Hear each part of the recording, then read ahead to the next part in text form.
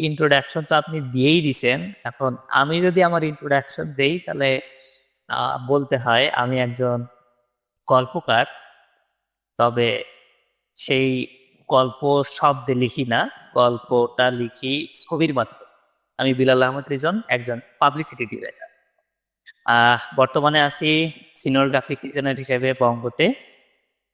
আগে চ্যানেল 20 পড়েছিলাম, ওখানে প্রায় 3 বছর ছিলাম। আমাদের যাত্রা মোটামুটি একই সময়ে এই পলাশ ভাইয়ের যে গল্পটা শুনলাম 2017 সালের দিকে, আমার জার্নিটা ওই 2017 সালের দিকেই, তারও আগে 16 সালে থেকে শুরু হয়। তবে 17 সাল, 18 সাল, 19 সাল এগুলাতে ছিল জাস্ট, ওই সময় আমি শর্ট ফিল্ম বানাইতাম। শর্ট ফিল্ম বানানোর জন্য থাম্বনেল তো লাগবেই, পোস্টার লাগে প্রমোশনের জন্য। তখন যা করছি সব নিজের জন্য করছি। এরপর মনে হইলো যে, মনে হইলো না, আমি যেগুলো বানাইতাম ওগুলো মানুষ পছন্দ করতো। আমি রংপুর থেকে আসা মানুষ, রংপুরে থাকতাম, পড়াশোনাও রংপুরে। তো রংপুরে মোটামুটি নাম ডাক ছিল আমাদের ওই শর্ট ফিল্মগুলোর। আর যে প্রচার ডিজাইনগুলো করতাম সেগুলো মানুষ পছন্দ করতো, প্রশংসা করতো। ওই প্রশংসা থেকেই কেন জানি আগ্রহটা বাড়তে থাকে যে না, এখান থেকে কিছু একটা করা যায়। তারপর শিখতে থাকি, ধীরে ধীরে ধীরে ধীরে শিখি, প্র্যাকটিস করি। 2019, 20, 21 সালের মাঝামাঝি পর্যন্ত মানে ধুমসে শিখছি। ওই সময় তো করোনা ছিল না, 19 সালে তো করোনা, হ্যাঁ, কোভিড, করোনা। হ্যাঁ, শুরু হয়। ওইটা ছিল আমার টার্নিং পয়েন্ট। আচ্ছা আচ্ছা। ওই সময় কলেজ নাই, কিছু নাই, সবাই তো যে যার বাড়িতে, আমিও বাড়িতে। ওই সময় ধুমসে প্র্যাকটিস করছি, টাইপোগ্রাফি, পোস্টার ডিজাইন, মানে অনেক প্র্যাকটিস করছি ওই সময়। প্র্যাকটিস করতে করতে ধীরে ধীরে টুকটাক কাজও আসতে শুরু করে ক্লায়েন্টের। তবে মজার বিষয় হলো কি, ওই সময় এত কম কম প্রাইসে কাজ করা পড়ছে যেটা বলার বাহিরে। ধরেন আমি কাজ শুরু করছি 50 টাকা দিয়ে। হ্যাঁ, এবার মানে, এই ছবি কি, হ্যাঁ তখন ছবি এডিটই হইতো 30 টাকায় 50 টাকায়। হ্যাঁ, রাইট, 50 50 টাকা, 100 টাকা। যদি কেউ 500 টাকা দিত, ওরে, আমার মনে হইতো যে এটা সেই সময় যে বিগ ডিল। সর্বোচ্চ বাজেটের একটা কাজ করছি, 500 টাকার কাজ। অথচ সেই 500 টাকার, 50 টাকার কাজ, 50 টাকা জার্নি শুরু হয়েছে মিনিমাম এখন 5,000 টাকা নেওয়া পড়ে। কেন নেওয়া পড়ে? ওই যে সেই সময় শুরু করছি, শেখা শুরু করছি, প্র্যাকটিস শুরু করছি নন স্টপ, এখনো কিন্তু প্র্যাকটিস করতেই আছে আমার। সেই সময়ের গল্প যদি একটু বলি, আমি এত পরিমাণে টিউটোরিয়াল দেখছি, মানে আ- অনেক বেশি টিউটোরিয়াল দেখছি। ঘুমাতে যাওয়ার আগে টিউটোরিয়াল দেখে ঘুমাইছি, ঘুম থেকে উঠে আগে 2 একটা টিউটোরিয়াল দেখছি, এরপরে বিছানা থেকে উঠছি। যখনই ফাঁকা সময় পাইছি তখনই টিউটোরিয়াল দেখছি, এত টিউটোরিয়াল দেখছি, প্র্যাকটিস করছি। পোস্টারের তেমন কোনো টিউটোরিয়াল ইউটিউবে নাই, ওই তো না, মেনশন দেখা লাগছে। বাংলা কোনো বাংলা কোনো টিউটোরিয়ালই ছিল না সেই সময়। তখন ওই যে নির্রোম নামে একটা ইউটিউব চ্যানেল ছিল। হ্যাঁ হ্যাঁ, ওই যে ফটোশপ ম্যানিপুলেশন এক পার্ট, আমারও হ্যাঁ, ওনার কাছ থেকে ম্যানিপুলেশন টেলিমিনেশন সবকিছু শেখা। হ্যাঁ, সেই, সেটাতে আবার ভয়েসও ছিল না, কোনো ভয়েস ছিল না, না। একটা মিউজিক থাকতো আর কি ব্যাকগ্রাউন্ডে। একটা মিউজিক থাকতো, উনি কাজ করতো, সেগুলো দেখতাম 20 মিনিট, 25 মিনিট, 30 মিনিট। এত ধৈর্য ছিল সে সময়, অনেক দেখছি। তবে সেই সময় আরো হেল্পফুল রিসোর্স পাইছি উন্মেষ ভিন্ডার, অর্থাৎ ইকজিম পারফেক্টের। ইকজিম পারফেক্টের কাছ থেকে শেখা হয়েছে একদম ইনডেপথ। ওনার টিউটোরিয়াল গুলো ছিল খুবই ভালো। আরেকজনের কথা না বললেই নয়, যার থেকে ভালো শিখছি, বাংলা তো ছিলই না পোস্টার ডিজাইন, তাও তো একটু ধরে ধরে শেখানোর ইচ্ছা থাকে না, শেখার ইচ্ছা থাকে না। ওই ইন্ডিয়ার একটা চ্যানেল ছিল, কি জানি নাম ওনার, ভুলে গেছি। GFX mentor. না না, জিএফএক্স মেন্টর ওটা তো পোস্টার ডিজাইন না, নামটা ভুলে গেছি, মনে করতে পারতেছি না। তো উনি উনি টিউটোরিয়াল বানাইতো পোস্টার ডিজাইনের দুই একটা, তো ওগুলা কপি করার চেষ্টা করতাম, যে আমার শর্ট ফিল্মের জন্য ওগুলা কপি করার চেষ্টা করতাম আর প্র্যাকটিস করতাম। এটা এটা হচ্ছে সেই সময়ের গল্প আর কি। যাই হোক, সেই সময় থেকে শুরু করে এখন অবধি প্র্যাকটিসের উপরেই আছি। মানে আমরা তো সেই ছোটবেলা থেকে একটা প্রবাদ পড়ে আসছি না, practice makes a man perfect. যদিও পারফেক্ট এখনো হই নাই, তারপরও প্র্যাকটিস, ওই প্র্যাকটিসের কারণেই এই যে আপনাদের সাথে উপস্থিত হইতে পারছি। পলাশ ভাই আমাকে গেস্ট হিসাবে ইনভাইট করছে। হ্যাঁ, ইনশাল্লাহ আপনারাও পারবেন, কেন পারবেন না? সেটাই। যদি যদি আপনাদের ইচ্ছা শক্তি থাকে, হ্যাঁ, ইচ্ছা শক্তি থাকলে আপনাকে কেউ ঠকাইতে পারবেন না। ইচ্ছা শক্তি থাকতে হবে, সেই সাথে প্র্যাকটিস করতে হবে। আপনার প্রচুর ইচ্ছা শক্তি, আপনি টিউটোরিয়াল দেখতেছেন অনেক, কিন্তু প্র্যাকটিস করতেছেন না, তাহলে কিন্তু আপনি আগাইতে পারবেন। এটা এটা একটা লেসন আর কি। তো পলাশ ভাই, জি ভাই। এই হচ্ছে একটা শর্ট ইন্ট্রোডাকশন। এটা তো ক্লাস, মানে গল্প বলতে ধরি, এই গল্প করতে করতেই 3-4 ঘন্টা কাটাই দিতে পারবো। সেটাই, কারণ আমি আপনি যে স্টোরিটা বলছেন টিউটোরিয়াল ভাই, আমি যখন ছিলাম তখন তো আমার দেশে ভাই নরসিংদী, তো তখন যেহেতু ওই রকম একটা এলাকাতে থাকি, ওয়াইফাই টাইফাই কোনো প্রচলন নাই, তো তখন হয়তো কি গ্রামীণের একটা অফার ছিল 18 টাকায় নাইট প্যাকেজ, রাত 12টা সকাল 8টা পর্যন্ত 2 GB। তো ওই সময় আমি আমার ভাগিনা ওর ফোন থেকে ধরে নিয়ে করতাম, ওই টিউটোরিয়ালগুলো ডাউনলোড দিয়ে পিসিতে নিতাম। পিসি ওই রকমের ছিল না, হয়ে যেত, ওটাই গরম করা লাগতো প্রথম, বুঝছেন, ইয়া দিয়া প্রথমে হচ্ছে ওপেন করলে গরম হইতো পিসিটা, তারপরে কাজ কারা লাগতো, নাহলে প্রচুর রিস্টার্ট নিত। তো এটা তখন তো আর বুঝতাম না যে এটা পিএসইউ প্রবলেম, পাওয়ার সাপ্লাইয়ের প্রবলেম। তো তখনকার সময়ে মানে ওই রকম ইয়া দেখা ধরেন ওই টিউটোরিয়ালগুলো ডাউনলোড দিয়ে দিয়ে সারাদিন টিউটোরিয়াল দেখতাম, রাতের বেলা ডাউনলোড দিতাম রাত জেগে জেগে। তো ওইটা ছিল আমার একটা হাতে করি শেখার, আচ্ছা, ওই রকমই ছিল। হ্যাঁ, এরকম আমরা তো গ্রাম থেকে আসছি না, আমাদের সবার গল্পটাই, মানে যারা এ পর্যন্ত আসছি শিখছি, গল্পটা মোটামুটি সেম। হ্যাঁ সেটাই, ওই রকম স্কোপও ছিল না ইউটিউবে এত। বর্তমানে যে রিসোর্স, এই রিসোর্সটা যদি আগে থাকতো তাহলে মনে হয় আরো অনেক হেল্প হইতো। অবশ্যই help একটা করতো। কোর্স দিয়া দেয় ইউটিউবে, হ্যাঁ, পুরো কমপ্লিট কোর্স, পাওয়া যায়। গাইডলাইন চাইলে চ্যাট জিপিটি দিয়ে দিচ্ছে একদম সম্পূর্ণ কোর্স আউটলাইন, আউটলাইন। কিভাবে কি করবো সবকিছু দিয়ে দেয়। তো সেটাই তো, যাই, যারা এখানে আছো, আজকে যেহেতু প্রথম ক্লাস, ওই রকম তো কাজ নেই, জাস্ট হচ্ছে কিছু ওভারভিউ বা ফটোশপের ইন্টারফেস সম্পর্কে কিছু দেখায় দিব। তো এর আগে একটু গল্প গুজব করে নিতেছে আর কি, যাতে জিনিস তোমরা কিছুটা অবগত হও। আর বিলাল ভাই, এইখানে আমার ম্যাক্সিমাম ধরো সবাই তো জয়েন দেয় নাই, আবার সবাই মেসেঞ্জার গ্রুপেও নাই, এই বিধায় হয়তো স্টুডেন্ট জয়েন কম হয়েছে। আচ্ছা, যখন দেখলাম যে 100-র উপরে চলে গেছে, তখন আমার নিজেরই ভয় করা শুরু করতেছে যে আমি এত স্টুডেন্ট আমি শিখাইতে পারবো কিনা, আদৌ সাপোর্ট দিতে পারবো কিনা। কারণ ওরাও তো দেখা গেছে যে হোক ফ্রিতে, বাট ওরা যখন আপনাকে প্রতি সপ্তাহে 2-4 ঘন্টা সময় দিতে, ওই সময়টাও তো ওদের মূল্যবানই। হ্যাঁ অবশ্যই। তো সেটাই তো, তো দেখা গেছে যে আমি যদি কিছু না শিখাইতে পারি, সামনে হয়ে কিছু বলবো না, পেছনে তো বলতেই পারে, স্বাভাবিক যে ভাই সময় দিলাম কিছু শিখতে পারলাম না। আমি আমার জায়গা থেকে, যেহেতু আমিও তো নতুন, শেখানো জিনিসটাও আমার নতুন, আমি আগে পরে কখনো শেখাই নাই কাউরে, আমার স্কিলও ওই রকম যে শেখানোর মতো টিচারের মতো ওই রকম না, কারণ সবাই সব রকমের স্কিল সবার থাকে না। রাইট, কেউ ভালো পারে, মানে কিন্তু শেখাইতে গেলে সমস্যা হয়ে যায়। আমরা তো মেন্টর না। সেটাই, আমরা মেন্টরি না, আমরা সবসময় কাজ হ্যাঁ, করছি।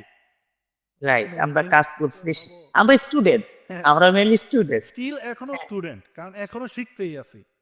অবশ্যই আমার আমি মানে আমার ফোন হাতে নিলে, আমি ফেসবুকে ঢুকলে, ইনস্টাগ্রামে ঢুকলে, ইউটিউবে ঢুকলে টিউটোরিয়াল ছাড়া মানে ধরেন 80% টিউটোরিয়াল থাকে, সেটাই বাকি বাকি 20% অন্য কিছু সেটাই যারা পডকাস্ট এর সাথে টডকাস্ট এগুলো। সংযুক্ত, হ্যাঁ, তারাই আর কি জানে বিষয়টা, যে যখন নতুন একটা থাম্বনেল দেখি যে আরে এটা তো জোস কাজ ঠিক আছে, তখন একবার ধরেন একবার হলেও তখন ক্লিক দিয়ে দেখি, শর্টকাটে হইলেও টিউটোরিয়াল তাদের দেখে নিই। হ্যাঁ, তো এরকম। আর বর্তমানে ভাই সত্যি কথা বলতে গেলে এই যে যখন প্রফেশনাল লাইফে কাজ করতেছি, যতই ওয়ালটনে জব করতে পারি, যেখানেই জব করতে পারি, বাট টিউটোরিয়াল যে দেখি না তা না। ঠিকই দেখবেন যে আচ্ছা এই কাজটা দিচ্ছে, ওকে ফাইন, আগে একটু রিসার্চ করি, পিন্টারেস্ট গুগল থেকে রিসার্চ করি, করে দেখা গেছে যে আচ্ছা এই কাজটা কীভাবে করছে, এই রিলেটেড দেখি কোনো টিউটোরিয়াল পাই কিনা। স্টিল এখনও ইউটিউবে সার্চ দিয়ে দেয়, টিউটোরিয়াল বের করে 2-4-5 বার কয়েকটা ভিডিও দেখে তারপরে কাজ ধরি, লেআউট বানাই, তারপরে ডিজাইনে যাই। তো এটা একটা প্রসেস। তো আপনার ইন্ট্রো শুনলাম, কাজের প্রসেসটা শুনলাম, বাট ধরেন ধরেন যেহেতু আপনি একজন পোস্টার ডিজাইনার মানে স্পেশালিস্ট, পাবলিসিটি করেন, তো ধরেন এইরকম কাজ করতে গেলে মানে কিছু জাস্ট জানার জন্য আর কি, রাফ কিছু জিনিস জানার জন্য, তো এইরকম একটা পোস্টার বানাইতে গেলে আপনার মানে কিরকম সময় লাগে, এই পোস্টারটার জন্য কিরকম সময় যায়? আচ্ছা, এই যে উৎসবের যে পোস্টারটা আপনি ওপেন করে রাখছেন, আচ্ছা এই পোস্টারটা বানাইতে আমার কতক্ষণ লাগছে? অ্যারাউন্ড কাজ করতে লাগছে 3-4 ঘন্টা, 4 ঘন্টা লাগছে অ্যারাউন্ড, অর্থাৎ কাজটা করতে 4 ঘন্টার মতো লাগছে।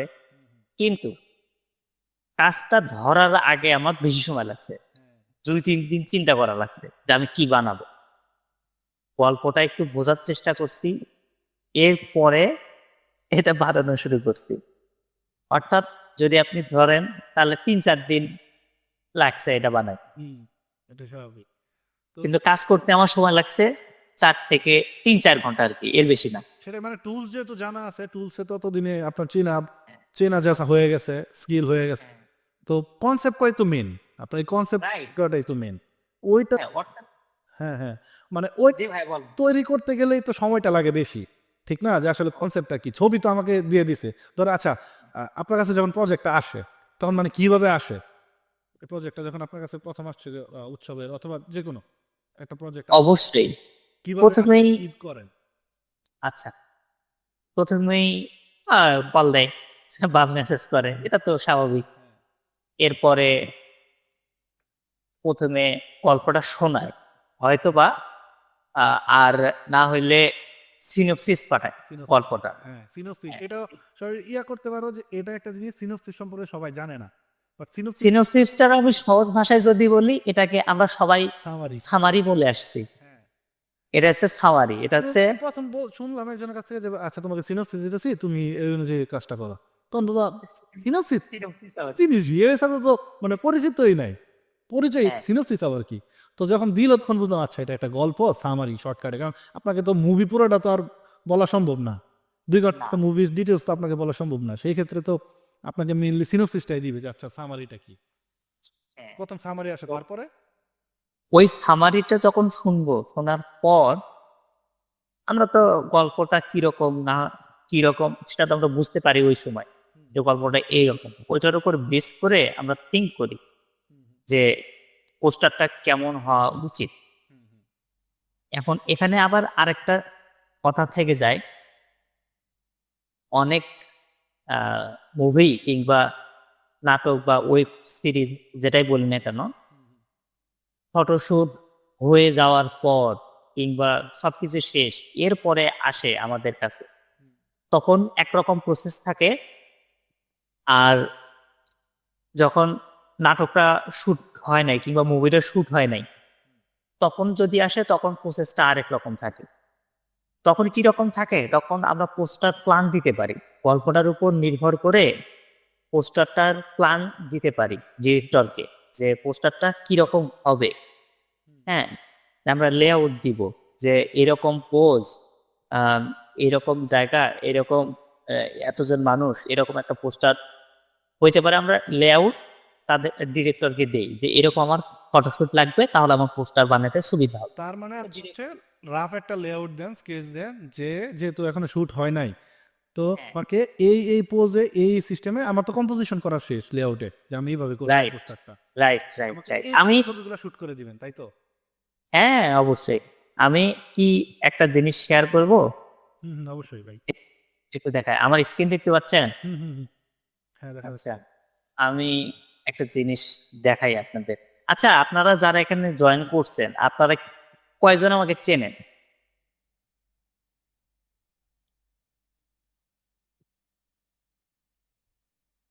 শিমুল মাহবুবুল একজন চেনে আমাকে? চেনার মতো লোক আছে আরো, আচ্ছা আচ্ছা লোক আছে, ওই সাব্বির তালুকদার, সাব্বিরও চিনে। তারপর হচ্ছে আরো কয়েকজন আছে চেনার মতো। আচ্ছা আচ্ছা এই কাজগুলো তো কোথাও না কোথাও আপনারা দেখছেন, অবশ্যই দেখছেন। আমাকে না চিনলেও কাজগুলো কিন্তু ঠিকই চিনবেন। আপনাকে পার্সোনাল না চিনলো, কাজ তো অবশ্যই। হ্যাঁ হ্যাঁ এই জ্যাকেট এই কাজগুলো কোথাও না কোথাও আপনি দেখে থাকবেন। আচ্ছা আমি যেটা দেখাতে চাচ্ছিলাম যে প্রসেসটা কিরকম হয়ে থাকে ওই প্রসেসটা একটু আপনাদের দেখাই তাহলে সুবিধা হবে। কই যাবো ওটা?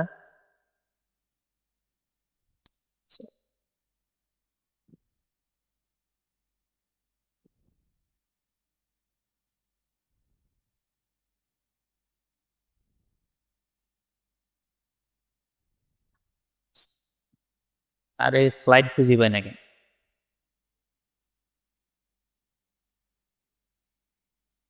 দেখেন আমরা কিন্তু প্রফেশনাল কোনো প্রফেশনাল আর্টিস্ট কিন্তু প্রফেশনাল মেন্টর না।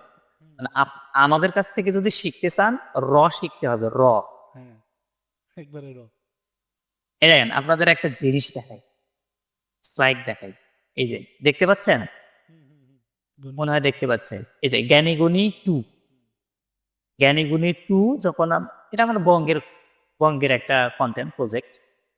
তো এটাতে আমি পোস্টার প্ল্যান কিভাবে দিছি দেখেন, আমরা কিছু রেফারেন্স কালেক্ট করছি ওই গল্পটার সাথে কোন গল্পের মিল যায়, কোন বলিউড হলিউড টালিউড যেটাই হোক, কোরিয়ান, হ্যাঁ মানে যে ইন্ডাস্ট্রি হোক আমরা কিন্তু প্রচুর ডিজাইন দেখি, ওখান থেকে সোর্স করি।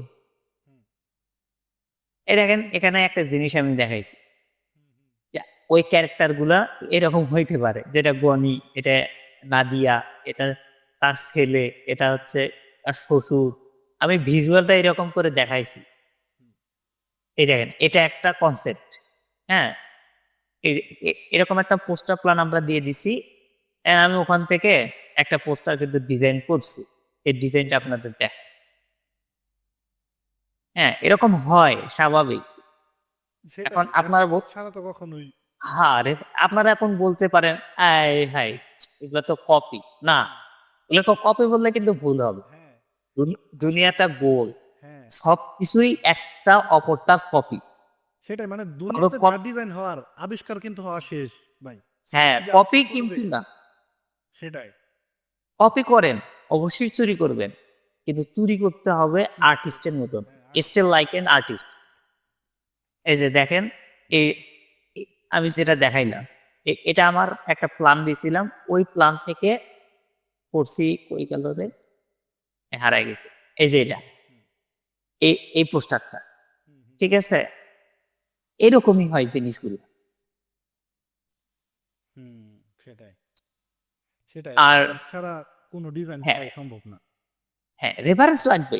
আপনি রেফারেন্স যদি আপনি না রেডি করেন তাহলে আপনি আপনার মাথা থেকে আসল জিনিসটা বের করতে পারবেন না, এটা চরম সত্য। সেটাই।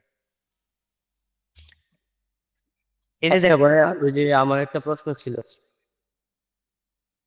হ্যাঁ বলেন বলেন। যে আপনারা যে হচ্ছে একাধিক ক্যারেক্টার গুলো যে মানে এগুলো ইউজ করেন, এগুলা কি হচ্ছে ওই যারা আপনাদেরকে কাজ দিয়ে ওরাই প্রোভাইড করে নাকি এগুলো আপনাদেরকে তৈরি করতে হয় এরকম এগুলা? আপনার কথাটা বুঝিনি ভাইয়া প্রশ্নটা, মানে এই এই পোস্টারের মধ্যে যে একাধিক চরিত্রগুলা ক্যারেক্টার গুলা এইগুলার যে হচ্ছে মানে এই ছবির যে মুভমেন্ট গুলা এগুলা কি হচ্ছে ওই যারা আপনাদেরকে কাজ দিয়ে ওরাই প্রোভাইড করে? হ্যাঁ অবশ্যই ডিরেক্টর এম থেকেই তো আসবে ফটোশুট। হ্যাঁ ফটোশুট আসবে। আছে কোনো কালার গ্রেডিং ছাড়া। হ্যাঁ আমি ওরই বলছিলাম যে এগুলা কি যে র ছবি আপনাদেরকে মানে দেওয়া হয় তাই তো? হ্যাঁ অবশ্যই র ছবি ছাড়া আমি দেখাবো, আপনাদের কিছু র ছবি দেখাই। এই একটা র ছবি দেখান, ভিএসকেলে যে আসে র ছবিগুলো আমরা যে ফটোশুট করি, ক্যামেরা থেকে বের হলে কিন্তু এটা কালারফুল থাকে না। এখন যে বর্তমানে পোলান ছবি ছাড়ে বা আইফোনের ছবি দিয়ে, ওইটাও কিন্তু ভিভিড ভিভিড ফিল্টার মারে। তো তার আগে কিন্তু একটা র ছবি ওঠে, যেটা সম্পূর্ণ ডাইনামিক মানে গ্রে স্কেলে থাকে, যেগুলোতে কালার করা সহজ হয় আর কি। আহ, একটা জিনিস দেখাই, আমরা কিন্তু মাঝে মাঝে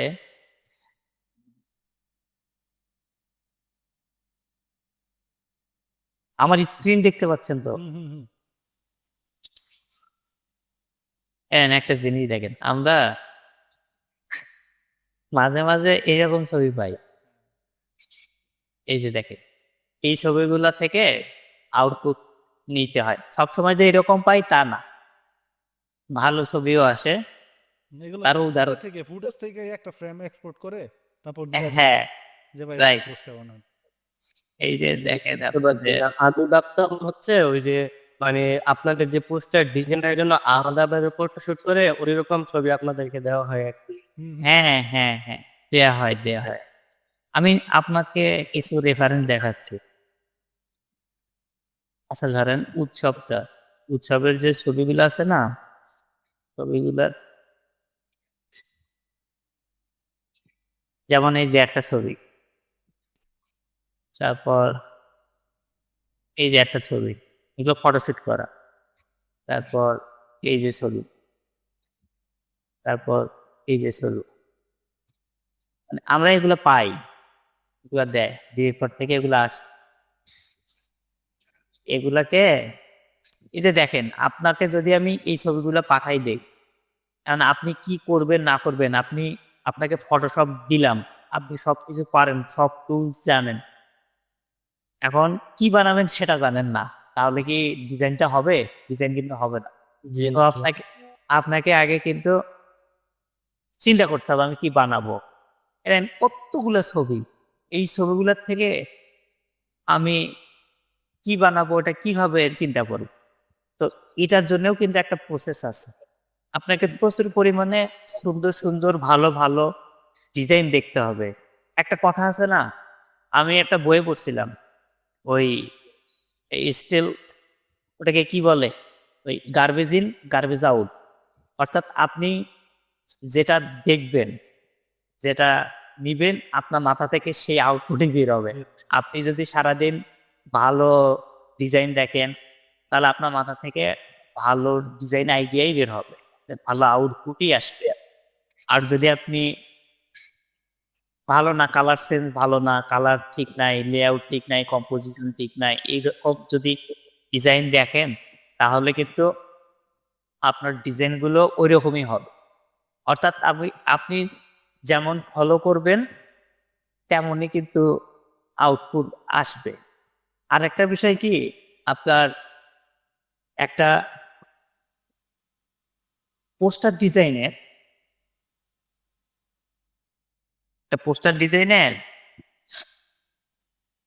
50% ডিপেন্ড করে কিসের উপর? টাইপোগ্রাফির উপর। আপনার টাইপোগ্রাফিটা যদি সুন্দর হয়, তাহলে কিন্তু আপনার ডিজাইন ধরেন হয়ে গেছে কত, 80%, আমি বলি 50%, 60%, আপনার ডিজাইন অটোমেটিক্যালি হয়েই গেছে। হ্যাঁ, টাইপোগ্রাফি হয়ে গেলে তা আপনাকে টাইপোগ্রাফি ভালো শিখতে হবে, জানতে হবে। আপনাদের একটা কাজের প্রসেসটা দেখাই, ব্রেক ডাউন করে দেখাই, একটা পোস্টার পোস্টার বানান, ব্রেকডাউন দেখান, তাহলে আরো হ্যাঁ। বুঝতে পারবে যে কত কত লেয়ার হয়, কত কত কি হয়। রাইট। আপনারা হয়তোবা ইনসাপের এই পোস্টারটা দেখছেন একটু আগে, ভাই যেটা দেখাইলো, আমি ওটাই দেখাই। কেমন? এই যে এইটা নাকি উৎসব দেখবেন? আপনারাই বলেন, ভোট দেন। তোমরাই বলো, রেসপন্স করো, এটা অন্যরকম একটা জিনিস। রেসপন্স করলে ধরো উৎসাহ পাওয়া যায় আর কি, যে তোমার শেখানোর উৎসাহটা পাওয়া যায়। আচ্ছা, দেখাই কি কে ভোট কোনটাতে বেশি আসে সেটা দেখাবো। উৎসবে হোস আসছে বেশি। হ্যাঁ, উৎসব আসলে বছরের প্রতিবেশী Travel- এটাই সমস্যা। হ্যাঁ। আচ্ছা, উৎসব উৎসব উৎসব তো দেখতেছি বেশি পলাশ ভাই। তবে একটা মজার জিনিস শেয়ার করি আপনাদের সাথে। এখন আমি যে জিনিসটা আপনাদের সাথে শেয়ার করব না, পলাশ ভাইকে জিজ্ঞেস করে দেখেন। আমরা যখন শিখছি, একজন প্রফেশনাল যারা অলরেডি ইন্ডাস্ট্রিতে কাজ করে, ভালো কাজ করে, তাদের কাছে এই একটা লেয়ার ফাইল, ফটোশপ ফাইল, পোস্টারের অরিজিনাল ফাইল কেমন হয়, এরকম একটা পিএইচডি ইস পাওয়া কি পরিমাণে কষ্টসাধ্য ছিল। ভাই, এটা যদি পাইতাম, আমি আজও পর্যন্ত তো পাই না। হ্যাঁ, কার কাছ থেকে নিতে পারি নাই, যে মানে যারা প্রফেশনালি কাজ করতেছে, যে ভাই একটা জাস্ট একটা পিএইচডি দিবেন, শুধু একটা পিএইচ পাইলে আমার হইতো, কারণ আমি টুলস জানি, আমি কালার গ্রেডিং করতে পারবো, বাট রাইট। কি হ্যাঁ, ও ভাই, একটা কিভাবে জিনিস। করে? জি বলেন।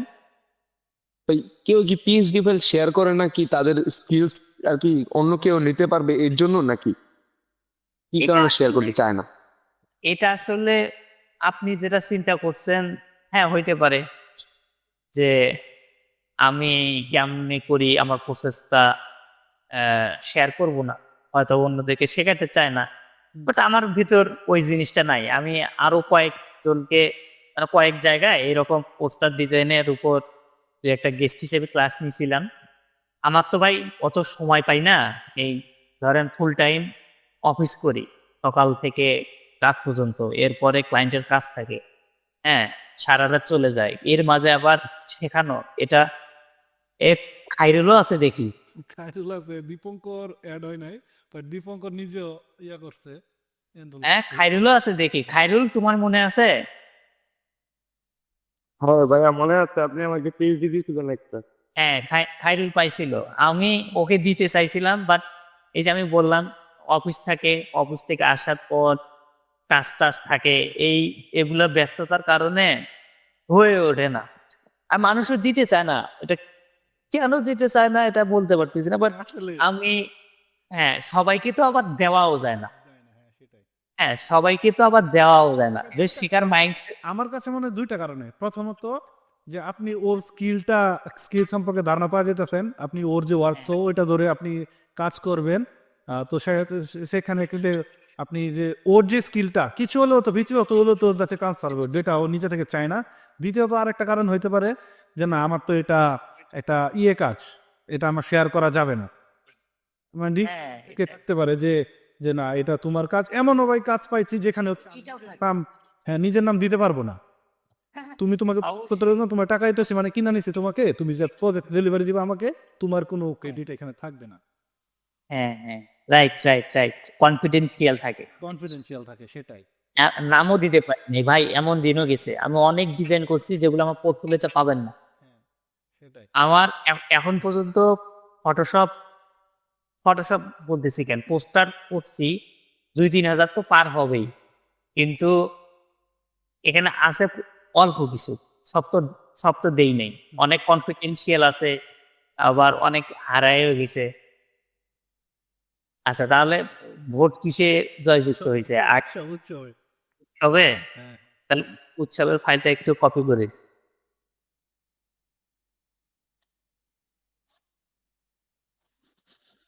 আপনি গল্প করেন। তো সেটাই আর কি। এখন আমার ইয়েতে ধরো, আমার কোর্সে যারা এনরোল করছে ভাই, এখানটাতে ম্যাক্সিমাম হচ্ছে আমার জুনিয়র শান্তমরিয়ান স্টুডেন্ট। আচ্ছা আচ্ছা। মানে আমি ওইটাও জানতাম না যে এত পরিমাণে স্টুডেন্ট এনরোল করবে। তো যখন আমি ডাটাগুলো দেখলাম, পরবর্তীতে একটা জিনিস অ্যাড করছি যে ইউনিভার্সিটির নামটা, ইউনিভার্সিটি অথবা ও কোন ইয়া থেকে আসছে ওটা জানার জন্য। তো দেখলাম যে ম্যাক্সিমামই হচ্ছে 100 জন করলে ওইখানে আমি 70 জনের মতো পাইছি শান্তমরিয়ান স্টুডেন্ট। তো ওরা কেউ কেউ কেউ কেউ বলতে ম্যাক্সিমামে আমাকে পার্সোনালি চিনে, আমার সাথে কথা হয়েছে, হইতে পারে ওই জায়গা থেকে যে ভাই কাজ পারে, শিখতে পারলে কিছু একটা হবে। তো এই জন্য আর কিছু হচ্ছে বাইরের আছে, আননোন পার্সন অনেক আছে আর কি, মোটামুটি। তো সেইখানটাতে ধরেন আমি তো বললাম যে আমি শান্তমরিয়াম থেকে বের হয়েছি, ঠিক না? এখন যারা এখন শান্তমরিয়ামে আছে তারা কেন শিখতে আসছে? শান্তমরিয়াম কি শিখাইতেছে না তাদেরকে? তাহলে তারা কেন আসছে? একটা অর্গানাইজেশন ও কিন্তু ফুল 100% দিতে পারে না যদি না আপনি নিজের এন্ড থেকে 50% দেন। 50% ও দিবে, আপনি দিবেন। যেমন আমি আরেকটা জিনিস, কয়জন জানে জানি না, আমি ইয়ের আগে শান্তমরিয়ামে ভর্তি হওয়ার আগে আমি ক্রিয়েটিভ আইটিতে কোর্স করছি।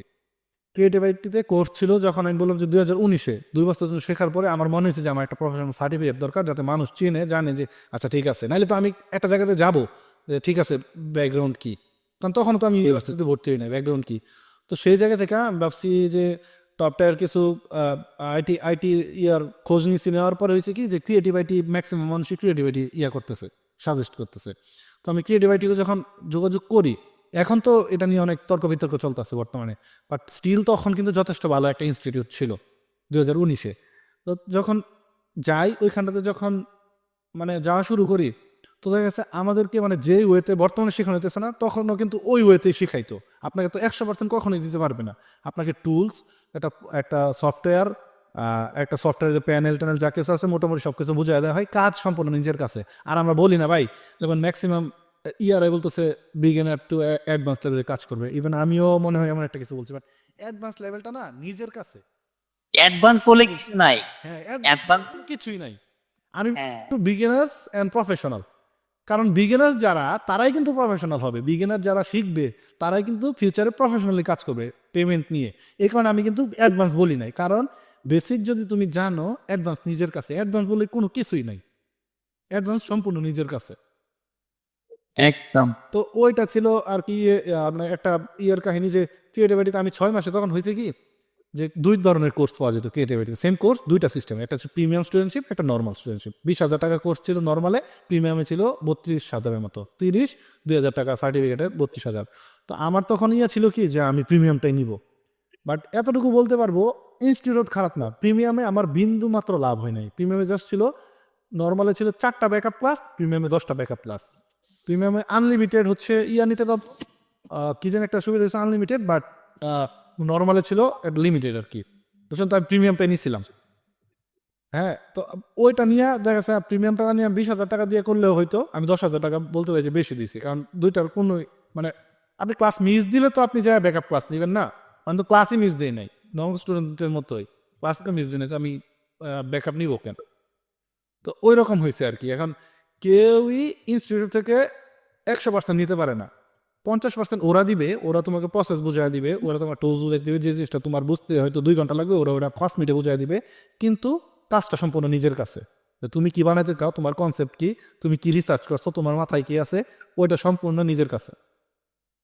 তো এটা ছিল আমার একটা মানে অন্যরকম পার্সপেক্টিভ আর কি, যে আসলে একটা ইনস্টিটিউট ফুলফিল কোনো কিছু দিতে পারে না, যে খাওয়া দিবে একবারে যে নাও তুমি এটা করছো, এরকমটা না। আচ্ছা পলাশ ভাই, আমি 2 মিনিট পরে জয়েন হচ্ছি, আমার একটু সমস্যা হচ্ছে, তো টেকনিক্যাল সমস্যা, আমি জয়েন করতেছি। আপনি কন্টিনিউ করেন, আমি 2 মিনিট পরে জয়েন হচ্ছি। ঠিক আছে, ঠিক আছে ভাই। এখন অলরেডি 11টা বাজে গেছে, আমি 1 ঘন্টা আচ্ছা, গল্পই চললাম। 1 ঘন্টা গল্প করার রিজন হচ্ছে আজকে প্রথম ক্লাসে যে আমার যে মডিউল যে 1-এ আছে, কোর্স ওভারভিউ, ফটোশপ ইন্টারফেস, হ্যাঁ ওয়ার্ক স্পেস, ওগুলোতে সময় কম লাগবে, যেহেতু নতুন হিসেবে ওই রকম কোনো কিছু নাই। হ্যাঁ, এর জন্য সময় কম লাগবে বিদায় আমি হচ্ছে এখানে গেস্ট আনাইছি, ওদের কাছ থেকে এক্সপিরিয়েন্সটা আগে যদি তোমরা নিয়ে না, তাহলে হয়তোবা কয়জন মোটিভেট হবা জানি না, হয়তোবা তোমাদের কিছু না কিছু উপকার হবে। হ্যাঁ, তো ভাই ক্লাস শেষ হওয়ার পর শুরু করার আগে প্রস্তুতি দরকার আছে। প্রস্তুতি দরকার, সেটাই ওয়ার্ম আপ করা দরকার। হ্যাঁ, হ্যাঁ ওয়ার্ল্ড কাপ খেলার আগে ওয়ার্ম আপ কইরা শরীর গরম করা লাগে, এটা স্বাভাবিক। আমার টেকনিক্যাল প্রবলেম সলভ হয়ে গেছে, আর বের হওয়া লাগে না। ঠিক আছে ভাই। আচ্ছা, আমাকে কে জানি প্রশ্নের উত্তরটা ভুলে গেছি আবার, ওই অন্তু ভাই মনে হয় করছিল। হ্যাঁ, আচ্ছা, যে শেয়ার করতে চায় না কেন, আর কেন, আহ, অনেক ডিপেন্ড করে তো। যাই হোক, তবে যাদের শেখার আগ্রহ থাকে না, যারা অনেক কনফিডেন্ট থাকে নিজের প্রতি, তাদেরকে কেউ আটকে দিতে পারে না। কে কি শেয়ার করলো না করলো এগুলো ম্যাটার করে না। সে তার নিজের ইচ্ছে শক্তি থেকে এবং প্র্যাকটিসের উপর অবিচল থেকে সে আপন গতিতে এগিয়ে যায়। তো আমি এখন ওই উৎসবের পোস্টারটা একটু ব্রেকডাউন করে দেখাই যে কি করছিলাম না করছিলাম। ঠিক আছে, আমি স্ক্রিন শেয়ার খুবই করতেছি। Important part. যারা ধরো মানে দেখতেছো না বা কথা শুনতেছো তারা একটু মানে আমি রিকোয়েস্ট করবো কাইন্ডলি একটু দেখো, কারণ এই একটা জিনিস মনে করো যে আমার কাছে মনে হচ্ছে যে অমূল্য এই একটা জিনিস পাওয়া, বুঝছেন ভাই? এই যে আমিও হিসেবে নতুন দেখতেছি, কারণ আমি আজ পর্যন্ত কারো কাছ থেকে পিএইচডি একটা ফাইল পাই নাই। যদি আপনার কাছে চাইলে আমি আগেই পাইতাম, বাট ততদিন তো অলরেডি সেক্টর এটা এটা থেকে মুভ করছি। হ্যাঁ, রাইট। আপনারা কি দেখতে পাচ্ছেন আমার এই ফাইলটা? হ্যাঁ হ্যাঁ ভাই দেখা যাচ্ছে। জি জি দেখা যাচ্ছে। ঠিক আছে, তাহলে আমি একটু কি করে দেই সবগুলা।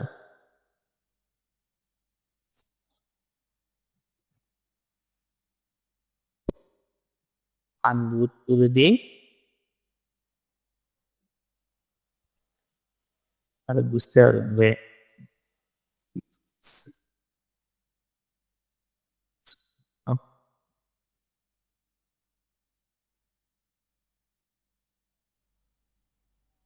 পোস্টারটা প্রায় 2.5 জিবির মতন একটা সাইজ হয়েছে এই ফাইলটা। হ্যাঁ, আর লেয়ারে তাতে কতগুলো অ্যাড হয়েছে আমি দেখাই আপনাতে। জাস্ট মানে প্রজেক্ট ফাইলটাই হ্যাঁ, 8 জিবির মতো হয়েছে। পোস্টারটা তো জেপিজিতে কনভার্ট করলে 10 MB, 12 MB, 15 MB। রাইট। এটাতে 149টা লেয়ার আছে আর 15টা গ্রুপ আছে। হ্যাঁ, হ্যাঁ, এখন এই জিনিসটা ভাই, এই জিনিসটাই মেন। আমি নিজেই মনে করেন 100-র মতো, 100-র উপরে যাই নাই কখনো, 100-র ভিতরেই থাকতাম, একটা পোস্টটা কমপ্লিট করে ফেলতাম 100-র ভিতরেই। এর সেই থেকেও 150 ফাইল বড় হয়। এর এর থেকেও ফাইল বড় হয়। এই দেখেন, এটাতে আমি প্রথমে কি করছি, এই দেখেন, একটা কিন্তু এটা একটা ব্যাকগ্রাউন্ডটা রেডি করছি কিভাবে দেখেন, ধীরে ধীরে পোস্টারের সাথে সামঞ্জস্য রেখে হাইড করে দেই, একটা একটা ওপেন করে বুঝতে পারবে। এই দেখেন, এগুলো কিন্তু কি সোর্স করা। আমি আমি চিন্তা করছি যে একটা চাঁদ, রাতের দৃশ্য, সেখান থেকে কিন্তু এই ইমেজটা নেওয়া। মানে স্টোরি টেলিংটাই হচ্ছে মেন। হ্যাঁ, কনসেপ্টটা কি আপনারা আপনারা যারা ওই উৎসব মুভিটা দেখছেন তারা একটু রিলেট করতে পারবেন। এই সময় একটা শহরেরই তো গল্প একটা। হ্যাঁ, এই জন্য একটা শহর, আর গল্পটা যেহেতু রাতের, ভূত আসে রাতের বেলা গল্প শোনায়। হ্যাঁ, সেই জন্য কিন্তু ভূতটা আবার ভয়ঙ্কর ভূত না, এটা কিন্তু কমেডি একটা ভূত, মানে করে। ফানি। তো এটাতে আবার ভয়ঙ্কর কিছুই এক করা যাবে না, ফানি ভাবেই উপস্থাপন করতে হবে। দেখেন, একটা একটা করে এই যে একটা লাইব্রেরি অ্যাড করছি, দেন এখানে এই যে জাস্ট এতটুকু একটা জিনিসে কতগুলো লেয়ার কাউন্ট হইলো, কত কিছু করতে হয়েছে। এখানে দেখেন, এই যে এখানে ব্রাশ ইউজ করছি, এখানে কালার ব্যালেন্স করছি, এখানে এই দেখেন একটা ল্যাম্পে জাস্ট একটা একটা ওভারলে ইউজ করছি, লাইট একটা লেয়ার একটা বলে দেওয়া হয়েছে। হ্যাঁ, একটা পপ আপ হয়ে উঠলো। এগুলো হচ্ছে ব্যালেন্স করার জন্য।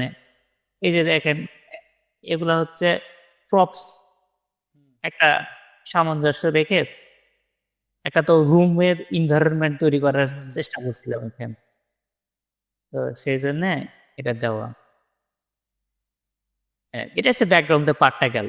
এমনটা না যে ব্যাকগ্রাউন্ডটা আমি আগে করছি, আমি আগে চিন্তা করছি কিরকম হবে, তারপরে ধীরে ধীরে আগে উপরেরটা সাজাইছি, এরপর নিচেরটা সাজাইছি। এখন এখানে আর্টিস্ট গুলা আহ, এখানে আবার সবগুলো আলাদা আলাদা করে করে রাখছি। প্রত্যেকটা আর্টিস্ট ইন্ডিভিজুয়ালি গ্রুপ করা। হ্যাঁ, গ্রুপ করে রাখছি, এই সবগুলো আনগ্রুপ করে দেই তাহলে।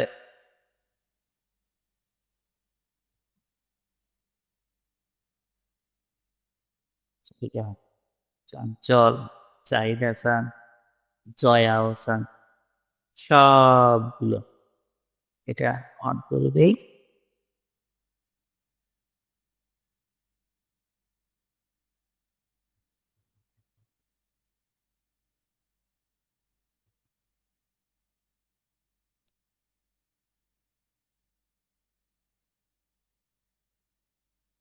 এই লেয়ার অন অফ করতে এত সময় লাগতেছে, তাহলে কাজটা করতে কোন সময় লাগে একবার বোঝেন। সেটাই। হ্যাঁ, এই দেন এটা হচ্ছে ইন্তিখাব দিনারের একটা ছবি। হ্যাঁ, এটার উপরে দেখেন এক্সপোজার, তারপর কার্ভস, তারপর এই যে এটাকে একটু গ্লো দিছি, তারপর কালার ব্যালেন্স করছি। এই যে তারিকা নাম একটা ভূত, এটা একটা ভূত, এটাকে চাঁদের কাছে নিয়ে গেছি, লাইট ব্যালেন্স করা। আমাদের ফটোশপের এই পোস্টারের যে মেইন কাজ না, সবকিছু কয়েকটা জিনিসের উপর ডিপেন্ড করে। হ্যাঁ, just কয়েক- কার্ভ, হ্যাঁ কার্ভস, তারপর লেভেল, তারপর কালার ব্যালেন্স, হ্যাঁ এগুলোই ঘুরে ফিরে এগুলোই সব থেকে বেশি ইউজ হয়। হ্যাঁ, এখন আপনি কিভাবে ইউজ করতেছেন এটাই হচ্ছে বিষয়। আমরা কিন্তু সবাই এগুলোই ইউজ করি, কারোটা ভালো হয় কারোটা ভালো হয় না, ডিপেন্ড করে আপনি কিভাবে ইউজ করতেছেন। এই দেখেন কতগুলো এগুলো হচ্ছে কালার অ্যাডজাস্টমেন্ট। আমি ছবিগুলোর কোয়ালিটি কেমন ছিল তো প্রথমে তো দেখাইছি। এই ধরেন এটা একটা ছবি, হ্যাঁ এখান থেকে এই যে এই এনভায়রনমেন্টের সাথে অ্যাডজাস্ট করছি। তারপর এই যে এটা কে, এটা সুমেরা বিনতে কামাল, ওর একটা ছবি, ওকে এরকম করে দেখেন। এগুলো সব কিন্তু কালার অ্যাডজাস্টমেন্ট। হ্যাঁ, এর ভিতরে কি কি আছে, লাইট আছে, শ্যাডো আছে, এগুলোই হচ্ছে একটা পোস্টার ডিজাইনের প্রাণ। লাইট, শ্যাডো, তারপর কালার গ্রেডিং, হ্যাঁ এগুলাই প্রাণ। এগুলো এগুলো যদি আপনি ভালো বুঝতে পারেন তাহলে আপনি ওকে, আর কিছু লাগবে না। এই যে দেখেন একটা একটা করে দেখাচ্ছি লেয়ার ওপেন করে।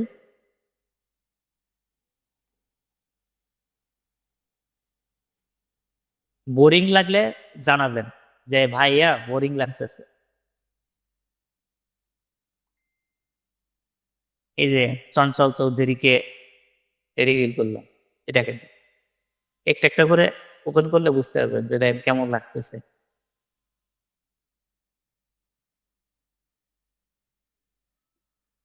জাস্ট এখানে কি করছি, হালকা একটু দেখেন পার্থক্যটা দেখেন, এটাতে কিন্তু শাইনিংটা নাই। হ্যাঁ, চকচক করা ব্যাপারটা কিন্তু নাই। জাস্ট একটা লেয়ার অ্যাডজাস্টমেন্ট লেয়ার অ্যাড করছি, তাতে দেখেন বিফোর আফটার। এটাই হচ্ছে বোঝার বিষয়। এই যে এখানে করতে কি করছি, হোয়াইট জাস্ট একটু কমাই দিছি, এতটুকুই। এরপর দেখেন এখানে কি অ্যাড করছি, এই দুইটা গ্লো গ্লো অ্যাড করছি, যেহেতু পিছনে চাপ দিছি যেন দেখতে ভালো লাগে।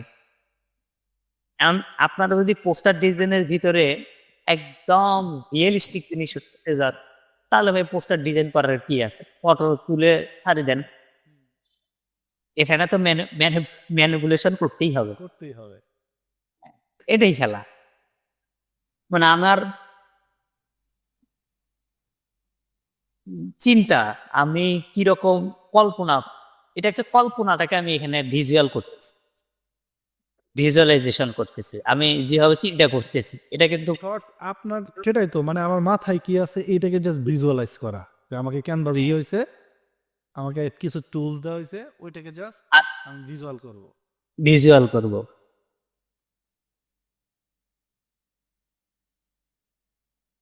এলেন জাহিদ হাসানের কিচ্ছু নাই,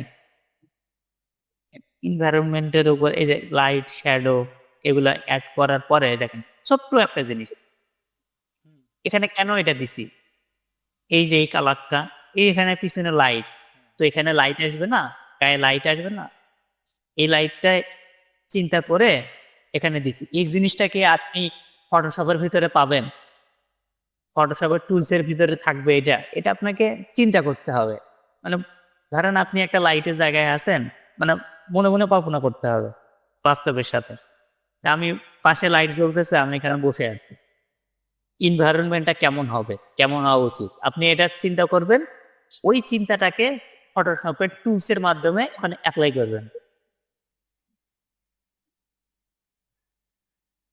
এই যে দেখেন অ্যাকচুয়ালি চুলগুলা ঠিকঠাক লাগতেছে না, এই যে এখানে চুল দেওয়া হয়েছে।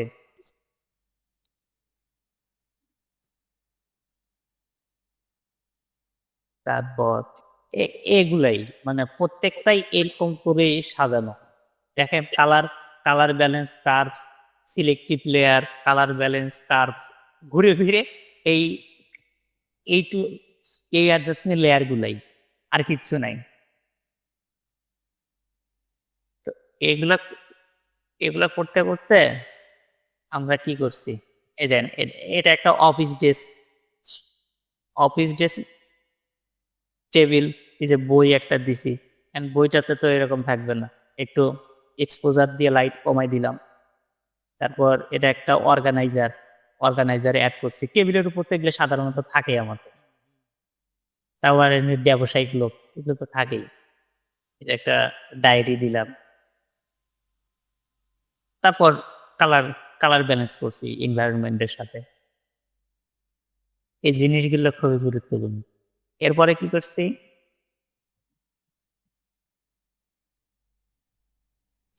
এই যে ক্যামেরা র ফিল্টারে গিয়ে একটু কালার গ্রেডিং করে আনছেন। কালার গ্রেডিং করছি। ধরেন এই যে এফেক্টস থেকে একটু টেক্সচার বাড়াই দিছি, তারপর এখান থেকে এই যে লাইট টাইট অল্প, এখানে বেশি কিছু করি নাই, যে শার্পনেস একটু বাড়াই দিছি, মানে হালকা কালার গ্রেডিং করছি। আর এটা কি করছি, এটা একটা অ্যাডজাস্টমেন্ট লেয়ার, যেন একটু শার্পনেস আর একটু বাড়ানোর জন্য একটা হাই পাস দিছি। কিভাবে হাই পাস দেয়, ধরেন এটা মার্চ করে নিয়ে, এগুলো শেখাবে, এগুলো পলাশ ভাই সব আপনাদের শেখাবে। আমি কাভার হ্যাঁ। করব এগুলা। হ্যাঁ, এগুলো সব আপনাদের বিগিনার একবারে তাদের হয়তো মাথার উপর দিয়ে যাবে, আসলে মাথার উপর দিয়ে যায়। আসছে। হ্যাঁ, এটা যার, আপনারা যারা নতুন আছেন ভাই, আপনারা সবার আগে লেয়ারটা বুঝবেন। যদি লেয়ার ম্যানেজমেন্টটা ঠিকঠাক মতো বুঝতে পারেন, আপনার কাজ শেখার 80% ওকে হয়ে যাবে, বাকি পার্সেন্ট আপনি অন্য কিছু এগিয়ে দেবেন। লেয়ার ম্যানেজমেন্টটা খুবই গুরুত্বপূর্ণ।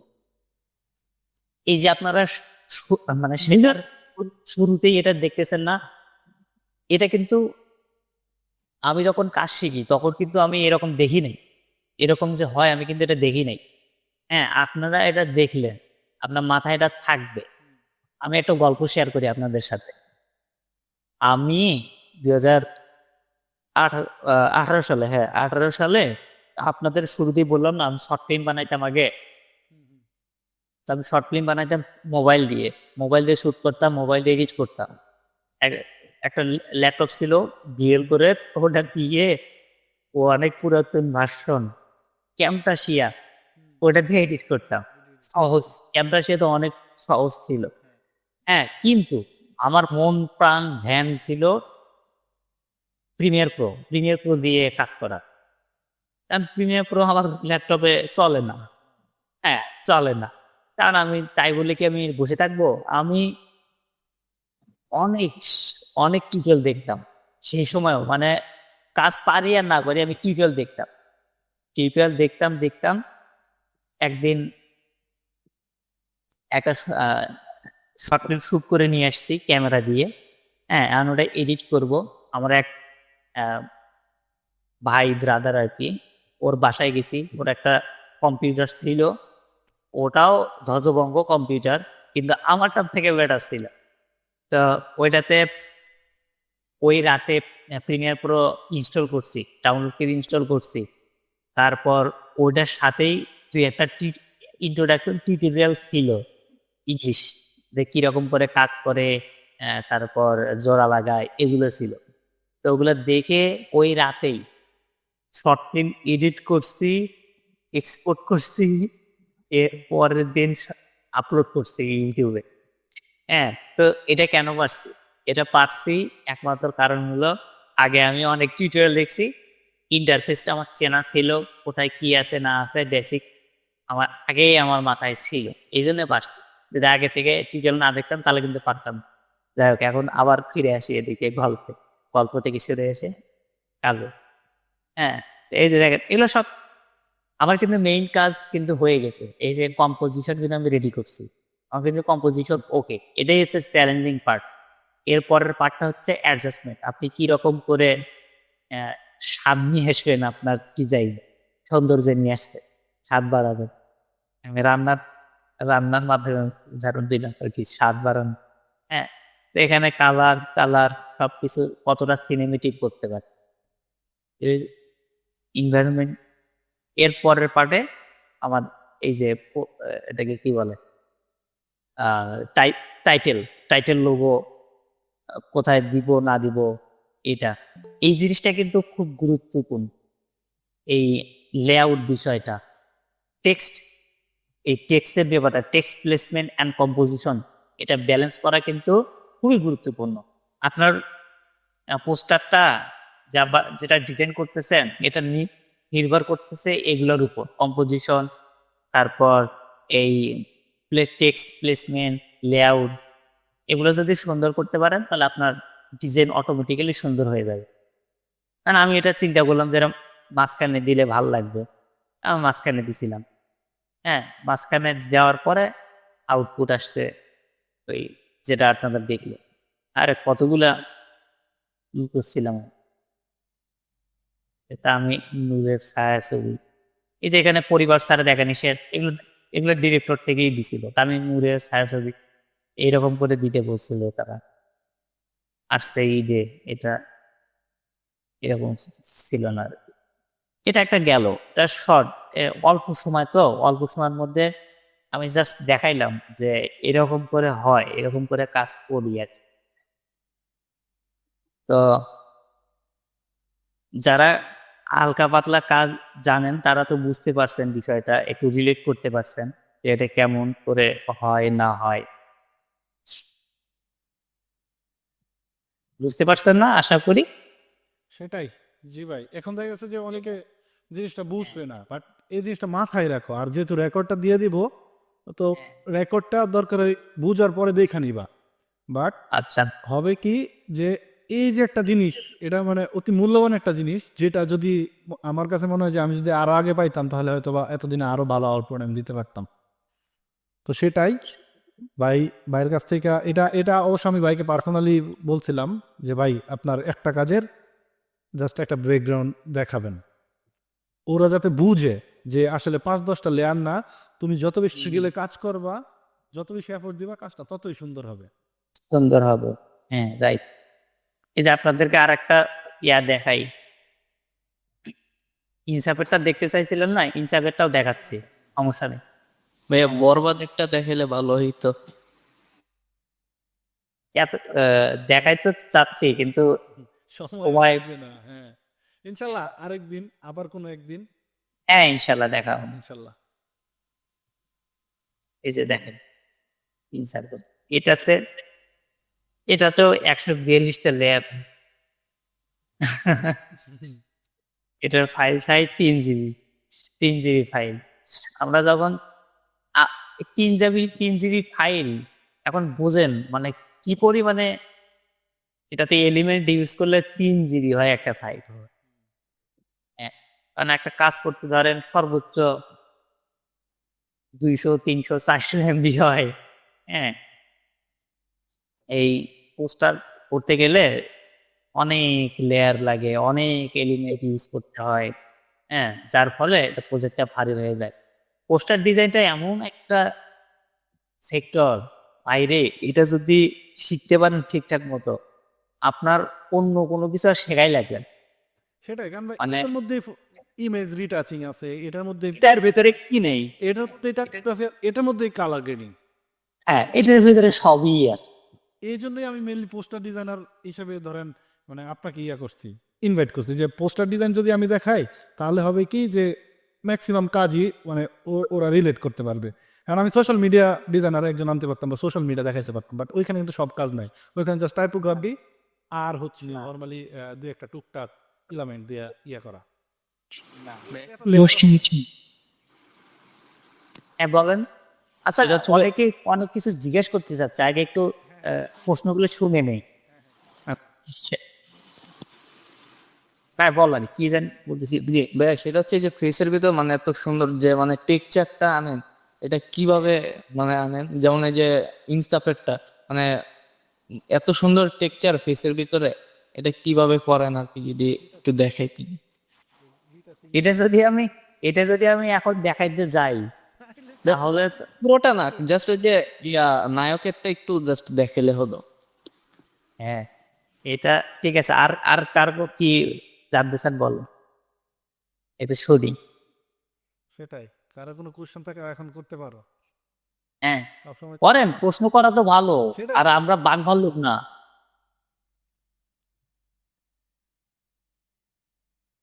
জানার জায়গা থেকে প্রশ্ন করতে পারো। হ্যাঁ, যা যা জানতে মন চায় তাই জিজ্ঞেস করে যে ভাই এই যা জানতে চান কোনো সমস্যা নেই, জিজ্ঞেস করতে পারে। এখানে ভাইয়া ইনস ভাইয়া ইনসাফের যে টাইপোগ্রাফিটা এটা নিয়ে যদি একটু দেখানোর সময় থাকে একটু দেখালে ভালো হতো। আচ্ছা, ইনসার্ফেসের টাইপোগ্রাফিটা আপনারা দেখলেন না? এই টাইপোগ্রাফিটা আমার করা না। এই টাইপোগ্রাফিটা ইন্ডাস্ট্রির টপ একজন পাবলিসিটি ডিজাইনার, আপনারা হয়তোবা চিনবেন তাকে, সায়াদুল ইসলাম সায়েম ভাই। হ্যাঁ, সায়েম ভাইয়ের করা। হ্যাঁ, ওনার এটা টাইপোটা করা। দেন আমি এখানে প্লেসমেন্ট করছি, কারণ প্রজেক্টটা আমার কাছে পরে আসছে তো তখন টাইপোগ্রাফি অলরেডি হ্যাঁ মানে পোস্ট হয়ে গেছে। ডিজাইনের সাথে কানেক্টেড। হ্যাঁ, যেমন সায়েম ভাই আমরা একে অপরের সাথে কানেক্টেড। অলরেডি কোলাবরেট করে অনেক কাজ করছে। আর বর্তমানে যদি বলি বর্তমানে না, আগে থেকেই এই বাংলাদেশে পোস্টার ডিজাইনের যে ইয়াটা আনছে। আগে আমরা দেখতাম না মাথা কাটা গলা কাটা ছবিগুলাতে ইয়া দিয়া মুখ বসায় তারপরে সিনেমা হলের সামনে পোস্টারগুলো লাগায় রাখতো সাদা কালো বা কিছু একটা টাইপোগ্রাফি, লাল একটা টাইপোগ্রাফি দিয়া। তো এইটাতে রেপুটেশনটা আনছে সাজ্জাদুল আনছে এসে সায়েম ভাই। সায়েম ভাই। হ্যাঁ, এখন উনি উনাকে পোস্টার বয় হিসেবে চিনেই পুরো বাংলাদেশের বাইরে, ইন্টারন্যাশনালি উনি পোস্টার বয় হিসেবে ওনার জানে। উনি দেশের বাইরে অনেক কাজ করছে, দেশের ভিতরেও। হয়তো বা যারা চিনো না, আজকের পর থেকে যদি ওনাকে ধরো একটু সার্চ করো, একটু দেখো, তাইলে একবারে ক্লিয়ার হয়ে যাবে যে বাংলাদেশে একমাত্র উনি প্রথম এই রেভলিউশনটা আনছে পোস্টার ডিজাইন। আমরা তো মেনলি ওনাকে দেখেই মোটিভেট হয়েছি না, রাইট অবশ্যই। বাট হ্যাঁ, পোস্টার ডিজাইন তো ওনারগুলোই ফলো করতাম, যেহেতু বাংলায় আর কোনো পোস্টার ডিজাইনার নাই। এই একজনই ছিল ইন্ডাস্ট্রিতে। Movie poster. আর এই যে বর্তমানে যা বাংলাদেশে যা মুভি পোস্টার দেখো নর্মালি, এখন তো টুকটাক একটু বাইরে থেকে করায় আনে, কিন্তু যা পোস্টার দেখছো মনে করো সব কিছু ওনার করা। সাজ্জাদুল ইসলাম সায়েম মোটামুটি মানে একজন নামকরা আর্টিস্ট বাংলাদেশের মধ্যে।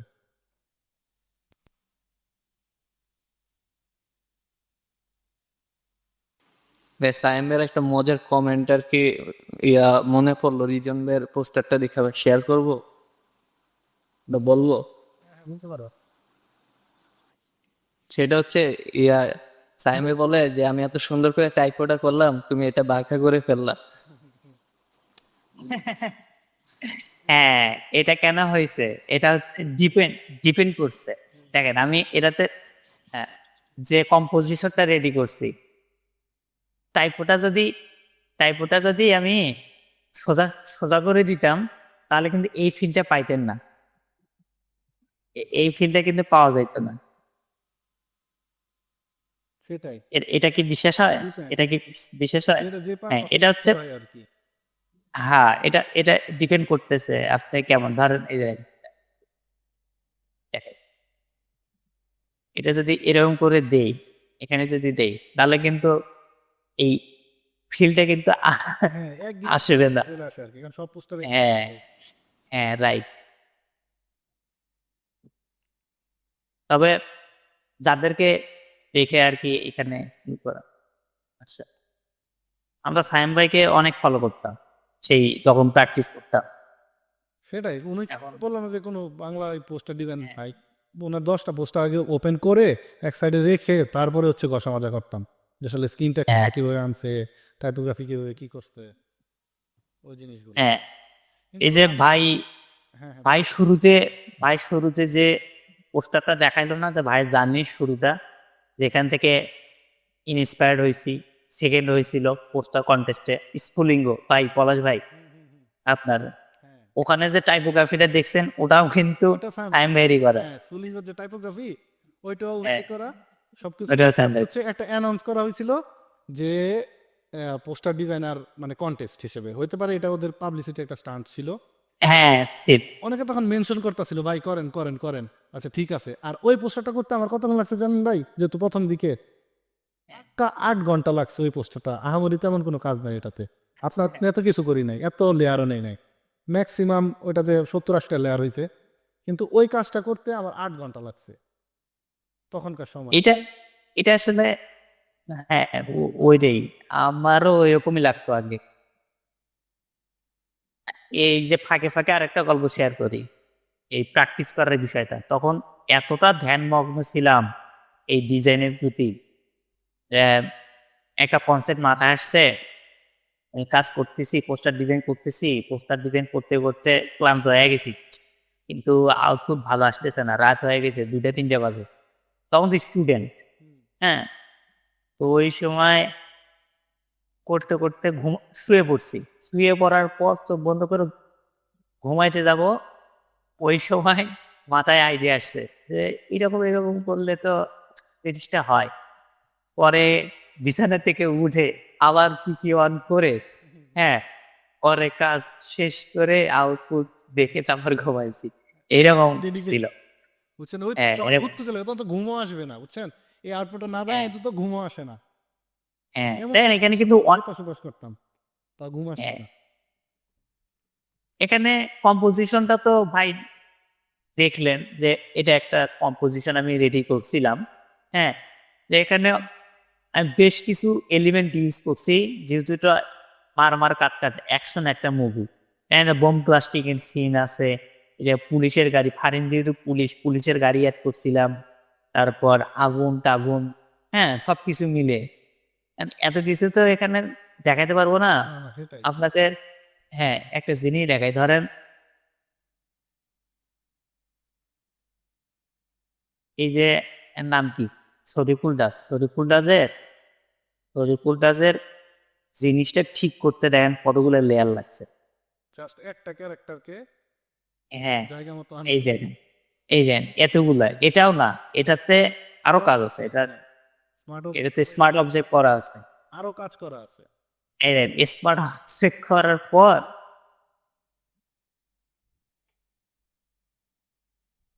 এটা হচ্ছে আসল ছবি। মেইন, হ্যাঁ, ছবিটা। হ্যাঁ, এরপরে আসছে হচ্ছে এইটা, ডিরেক্টর আমাকে ডাইরেক্ট নিষেধ করে দিছে যে এটাতে কোনো সিগারেট দেখানো যাবে না, তারপরে সিগারেট রিমুভ করে দিছি এই যে এআই দিয়ে। হ্যাঁ, এআই এর কাজ এই আসছে, মানে হ্যাঁ, আপনার জন্য সহজ, এই জিনিসটা করতে যে একটু সময়টা লাগতো এআই দিয়ে হয়তো ওই সময়টা কম লাগছে এইটুকু। হ্যাঁ, সেই সময় কিন্তু এটা আবার ছিল না। এখন এখন বুঝেন, এই দেখেন এটা কিন্তু আসল ছবি, দেখেন চুল টুল গুলাও দেখেন, একটু খেয়াল করে দেখেন। হ্যাঁ, এটা কিন্তু তেমন একটা না, এখান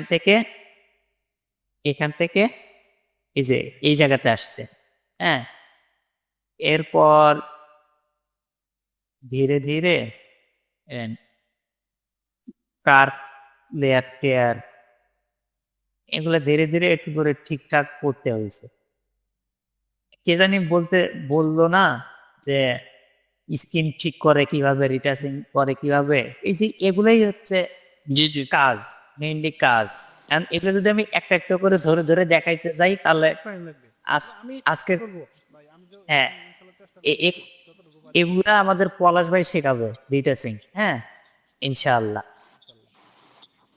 এই দেখেন এখানে লাইটটা কি ইনহ্যান্স, আপনি তো দেখলেন যে ছবিটার ফার্স্ট কন্ডিশন কেমন ছিল, এরপরে দেখেন আমি কি ইউজ করছি, curves, selective colour, channel mixer, colour balance, selective colour, হ্যাঁ, এগুলা দিয়েই আপনার মাস্কিং করে করে এগুলা করতে হয়েছে। হ্যাঁ,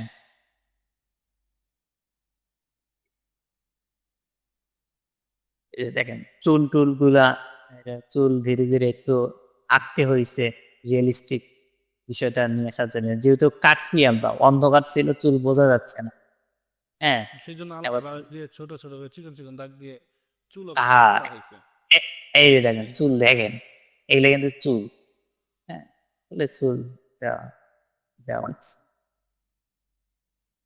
এগুলা আসলে স্কিনের এটা কি ভাই গ্রেইন নাকি, মানে গ্রেইন ইউজ করছেন, মানে এত ইয়া মানে ইয়া দেখা যাচ্ছে আর কি, মানে মানে এটা তো হ্যাঁ, হ্যাঁ এটাতে গেইন টেইন, হ্যাঁ হাইপাস থাকবে, গ্রেইন থাকবে, সব কিছুই থাকবে। আপনার এই জিনিসটা অনেক ভালো লাগে, এই জন্য আর কি জিজ্ঞাসা করা। আচ্ছা আচ্ছা আচ্ছা। একটা কোর্স নিয়ে আসেন ওদেরকে একবার দিলে রিজন ভাই আগে ইয়া খালি টাইপোগ্রাফির একটা ভিডিও দিছে, এরপরে 4 মাস আগে, এরপর আর ভাই ভিডিও দেয় না ইউটিউবে। আমি বললাম না আসলে সময় হয়ে ওঠে না। গেলে সময় হ্যাঁ আমি বিলাল ভাই তো মাঝে মাঝে খুব সুন্দর সুন্দর মিম বানায়। হ্যাঁ মিম উনি তো রিলও বানায় হ্যাঁ, আর এইটাই হ্যাঁ আশা আশা করি জিনিসটা একটু ধারণা পাইছেন। হ্যাঁ আমি জাস্ট এটা কিছু ধারণা দেওয়ার জন্য আপনাদের এটা ওপেন করে দেখাইলাম। এগুলো সবগুলোই সেম প্রসেসে এখানে করা, এখানে আগুন টাগুন কত কিছু, মানে এগুলো কই থেকে নামাবেন না নামাবেন এগুলো সব ইনশাল্লাহ পলাশ ভাই দেখাই দিব।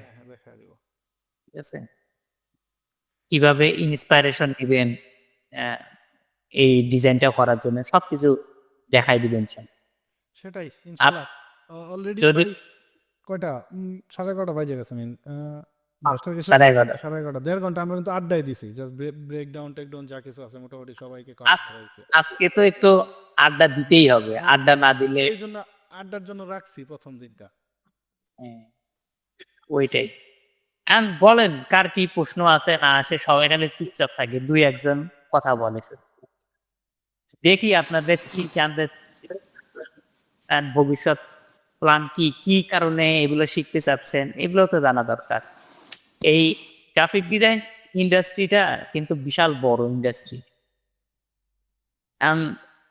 অনেকে আবার এই যে আর্টিফিশিয়াল ইন্টেলিজেন্স আসার পর অনেকে মনে করতেছে যে হেরে এখন তো সব ডিজাইন আমি ফটো এআই দিয়েই করতে পারি, তাহলে আমার গ্রাফিক ডিজাইন কেন ডিজাইনারদের বাদ শেষ।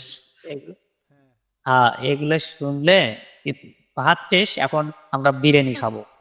সেটাই ভাত শেষ দিয়ে বিরিয়ানি খাবো, কারণ এই যে এখন বললাম যে শুনি তো সব মানে ডিমোটিভেট হয় না ডিজাইনাররা। হ্যাঁ। আমি আমার হাসি পায়, হ্যাঁ।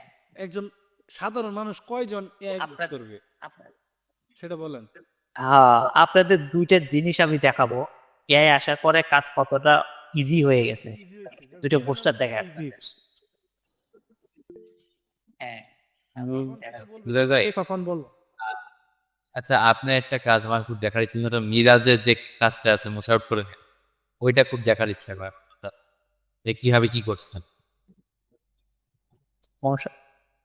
মোশাররফ করিমের কি ওই যে মির্জা, সরি হ্যাঁ মির্জা, মির্জা জি জি। এই যে এটা এটা দেখার ইচ্ছা করতেছে প্রজেক্টটা, মানে কিরকম করে করছি না করছি। বা আমি আন্তরিকভাবে দুঃখিত, এটা আসলে আমি অফিসে করছি, এটার প্রজেক্ট ফাইল অফিসে আছে সব। হ্যাঁ ইনশাআল্লাহ নেক্সট টাইম তাহলে অবু- দেখা দিবেন ব্যাপার না।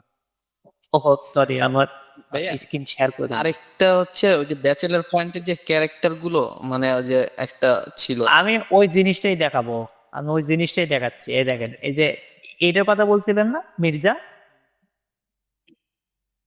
হ্যাঁ এটা ফাইল আবার ভাই ওয়ার্কিং ফাইল আমার বাসায় নাই, এটা আমার অফিসে করছিলাম তো, ওইটা অফিসেই আছে। তারপরে এখানে কি করছি না করছি একটু বলে দেই দেখার। এটা এই যে এটা ড্রেসের কালারটা চেঞ্জ করা হয়েছে। হ্যাঁ এই এটা একটা ডিটেকটিভ, এই একটা ডিটেকটিভ। হ্যাঁ তো এই জন্য ডিটেকটিভের ফিল দেওয়ার জন্য এরকম এনভায়রনমেন্ট হ্যাঁ ক্রিয়েট করা হয়েছে। এখানে এখানে জাস্ট লাইট অ্যান্ড শ্যাডো খেলা খালি দেখেন, এখানে চুল, তারপরে যে লাইট টাইট এগুলো দেওয়ার কারণে এগুলো ভালো লাগতেছে, টুইট করতেছে। আমি এআই আসার পরে যে আমরা কাজ কতটা ইজি হয়েছে ওটা দেখাতে চাইলাম না, একটা রিয়েল দাবা ঘরটা মনে হয় আপনারা দেখছেন, কোথাও না কোথাও অবশ্যই দেখছেন। এরা দেখেন এখানে যে ক্যারেক্টার গুলো দেখতেছেন না, একটু মিট করে দাও। হ্যাঁ এরম এই ক্যারেক্টারটা তারপর এই ক্যারেক্টারটা এগুলা, তারপরে এই যে এগুলো সবগুলোতে এআই সয় আছে, মানে এআই দিয়ে আমি ক্যারেক্টার জেনারেট করছি এগুলো সবগুলোতে। এই যে এই মেয়েটা না, এই মেয়েটা তাকাচ্ছিল অন্যদিক, একের সোজা দিকে মানে সামনের দিকে তাকাচ্ছে এমন ভাব করাইছি এআই এর মাধ্যমে। তারপর এর তো কোনো ভালো ছবি ছিল না, এটা পুরোটাই জেনারেট করা, হ্যাঁ এআই দিয়ে। তারপরে যে এটা অনেক বাজে একটা ছবি ছিল, সেটা আস্তে আস্তে ডেভেলপ করতে করতে করতে করতে এই পর্যায়ে নিয়ে আসছে। তারপরে যে এর ছবিটা এতটা সুন্দর ছিল না, এটা এআই দিয়ে একটু টুইক করে তারপর বাকিটা এই যে ফটোশপে করা কাজ করা, এখন চুল টুল কালা টালা সবকিছু। তারপর আরেকটা জিনিস দেখেন, ব্যাচেলার পয়েন্টের যে কাজটা, ব্যাচেলার পয়েন্টের কাজটা কিন্তু আর্টিফিশিয়াল ইন্টেলিজেন্সের সহায়তা নিয়েই আমি করছি। যে কাজটা যদি আমি ম্যানুয়ালি করতে যাইতাম, আমার 1 2 3 4 5টা ক্যারেক্টার বানাইতে 2-3 দিন তো লাগতোই, কিন্তু সেই কাজটা আমি একদিনে করছি, পুরো কাজটা একদিনে করছি। হ্যাঁ এগুলো এগুলো এই যে ক্যারিকেচার এগুলো সবগুলো কিন্তু আর্টিফিশিয়াল ইন্টেলিজেন্স। সেটা আরো মজার, আমাদের ন্যানো বানানা দিয়ে বানাইছি। তো কাজটা কি এখন সহজ হয়েছে না? এটা এটা কি পরিমাণে ভাইরাল হয়েছে এটা দেখছিলেন না, মানুষ কি পরিমাণে পছন্দ করছে। এই কিন্তু অনেক মানুষ কিন্তু এটা শেয়ার করছে, পছন্দ করছে। তো এটা আমার কিন্তু চিন্তা করা লাগছে খাস শুধুমাত্র যে আমি এটা কিভাবে বানাবো, এরপরের বাকি কাজটা কিন্তু ওই যে এইভাবেই করছি। দেখেন এখানে হালকা, হ্যাঁ এখন এআই কিন্তু আমাকে পুরো পোস্টারটা করে দেয়নি, পোস্টার কিন্তু আমাকেই বানাইতে হয়েছে। এখন তাহলে এআই আমার চাকরি খাইলো কিভাবে? খাইলো না কিন্তু, বরং আরো অ্যাপ্রিসিয়েট। কাজ লাগবে যত এআই দিয়ে, হ্যাঁ। এটা তো ডিজাইনার ইউজ করবে। সাধারণ হ্যাঁ, যে বরং মানুষ ধরেন ক্যারেক্টার বানাইলো, তো ও যদি হ্যাঁ। ফটোশপই না জানে, টুলসই না জানে, তো অর্গানাইজ করবে, কম্পোজিশন করবে কিভাবে? হ্যাঁ অ্যাসেম্বল করবে কিভাবে? সেটাই। এই যে দেখেন এটা এত ভাল লাগতেছে, কারণ এটাতে ম্যানুয়াল টাস্ক কিন্তু অনেক আছে। এই যে দেখেন এই যে এগুলা, এই যে চুল গুলা, তারপর এই যে অনেক এলিমেন্ট এখানে কিন্তু অ্যাড করছি আমি নিজে থেকে। হ্যাঁ তো এগুলো কিন্তু এআই সবসময় করতে হবে না, তবে এআই আসার পরে কাজ অনেক ইজি হয়ে গেছে। কিন্তু ভাইয়া এআই কে চালানোর জন্য কিন্তু একজন ডিজাইনার প্রয়োজন। অবশ্যই লাগবে, সেটাই। অবশ্যই, হ্যাঁ অবশ্যই লাগবে। এআই কে চালনা করার জন্য তো ডিজাইনার লাগবে। আপনার যত ভালো চিন্তা করতে পারবেন। সাফওয়ান ইসলাম মানে অনেকক্ষণ ধরে হ্যান্ড রাইজ করতেছে বাট কিছু বলতেছে না। বলো বলো তখন বলো। বলেন। আচ্ছা, আসসালামু আলাইকুম হাসিবুল ভাইয়া, বিলাল ভাইয়া। ভাই, আমার একটা প্রশ্ন ছিল আর কি, মানে যেহেতু প্রশ্ন করা আমার মতোই যেহেতু আছে। অবশ্যই। জি। আচ্ছা ভাই, দুইজন ভাইয়া কাছে আমার একটা প্রশ্ন ভাইয়া। আমাকে আমার মানে ফ্যামিলি মেম্বার, আমার কিছু রিলেটিভ মানুষ আছে, আমাকে মানে একটু মানে ভয় দেখাইতে আছে, মানে বলতেছে এআই আসা পড়ছে, তখন তোমার ফিউচার অন্ধকার, তুমি এই সাবজেক্ট নিয়ে পড়তেছো। মানে হাসিবুল ভাইয়া তো জানার কথাই, আমি শান্তমান গ্রাফিক ডিজাইন নিয়ে পড়াশোনা করছি। ভাইয়া জুনিয়র যেহেতু আমি, ভাইয়ের সাথে অনেক আগে থেকেই পরিচয় আমার। তা ভাইয়া, দুজন ভাইয়ের কাছে আমার প্রশ্ন আর কি, ভাইয়া আমাকে সবাই একটু মানে মানে Demotivate করতেছে। হ্যাঁ ডিমোটিভেট করতেছে, বলতেছে ছাপান তুমি। না, আমি আগে বলি, আমি আগে এয়ারফোর্সে ছিলাম। তো এয়ারফোর্স থেকে মানে আমি বাদ হয়ে যাই, বাদ হয়ে তারপর আমি শান্তমারিয়ামে ভর্তি হই। তা আচ্ছা। এখন আমি এখানে গ্রাফিক ডিজাইনে আছি আর কি। তা আমি এবার ক্রিয়েটিভ আইটিতে গ্রাফিক ডিজাইনের কাজ করতেছি, প্লাস এখানে কোর্সও করি। তা আমাকে সবাই মানে আমাকে ডিমোটিভেশন করতেছে, ছাপান তোমার ভবিষ্যৎ অন্ধকার, তুমি এই সাবজেক্টটা কেন পড়তেছো, বা এই সাবজেক্ট নিয়ে তোমার কেন এত আগ্রহ, এটা তো এআই এসে পড়ছে, তোমার ফিউচার অন্ধকার। তা আমি যেহেতু হাসিবুল ভাইয়া যেহেতু আগের থেকে আছে এই লাইনে, বিলাল ভাইয়াও যেহেতু এই লাইনে আছে, ভাইয়ের সাথে তো দেখলাম অনেকক্ষণ ক্লাসে জয়েন করে আসি। আর পলাশ ভাইয়ের কাজ তো মানে দেখতেছি, ভার্সিটি যখন ভর্তি হয়েছিল তখন থেকেই কাজ দেখতেছি, ভাইয়ের সাথে দেখি। আচ্ছা। অনেস্টলি বলতে গেলে ভাইয়া আমি হাসিবুল ভাইয়ের ফ্যান, কারণ ভাইয়া অনেক ভালো কাজ করে, ভাইয়ের কাজ দেখে আমি অনুপ্রেরণ হয়েছি। তা ভাইয়া আমার দুইজন ভাই কাছে প্রশ্ন, ভাইয়া এআই কি মানে ইন ফিউচার কোনো সমস্যা করবে না? আমাকে সবাই মানে ডিমোটিভেশন করতে মানে আমাকে সবাই মানে এত বিষয় করতে, মানে আমি অলরেডি ভাইয়া ডিপ্রেশনে চলে যাচ্ছি, কারণ আরে ওনার ডিপ্রেশনের কি আছে, আমি আপনাকে বলি যে ভাইয়া গ্রাফিক ডিজাইন এমন একটা জিনিস, ডিজাইন, আপনি গ্রাফিক বাদ দেন, ডিজাইন আপনি চোখ মেলালে যাই দেখবেন সবই তো ডিজাইন ভাই। জি ভাইয়া। এগুলোতে আপনি যে আপনি কি দিয়ে ক্লাসে জয়েন করছেন, মোবাইল নাকি কম্পিউটার? ভাই আপাতত মোবাইলে আছে আর কি। মোবাইলটা ডিজাইন করছে কে? এই মোবাইলটা যে মোবাইলের ডিজাইনটা, এটা এটা একজন করছে। মোবাইলের ভিতরে যে ইন্টারফেস সবই তো ডিজাইন। আপনি আশেপাশে যা তাকাবেন সবই তো ডিজাইন। আপনার চেয়ার বলেন, টেবিল বলেন, আপনার মাইক্রোফোন বলেন, সবই তো ডিজাইন। এগুলো ডিজাইনার ছাড়া এগুলো ডিজাইন করতে কি? আর আপনাকে, আপনি যদি গতানুগতিক ডিজাইনের মধ্যে সীমাবদ্ধ থাকেন, আপনি যদি সময়ের সাথে সাথে তাল মিলাইতে না পারেন, তাহলে আপনার জন্য ক্যারিয়ারের ধস। কিন্তু আপনি যদি তাল মিলাইতে পারেন তাহলে হবে আপনি কি।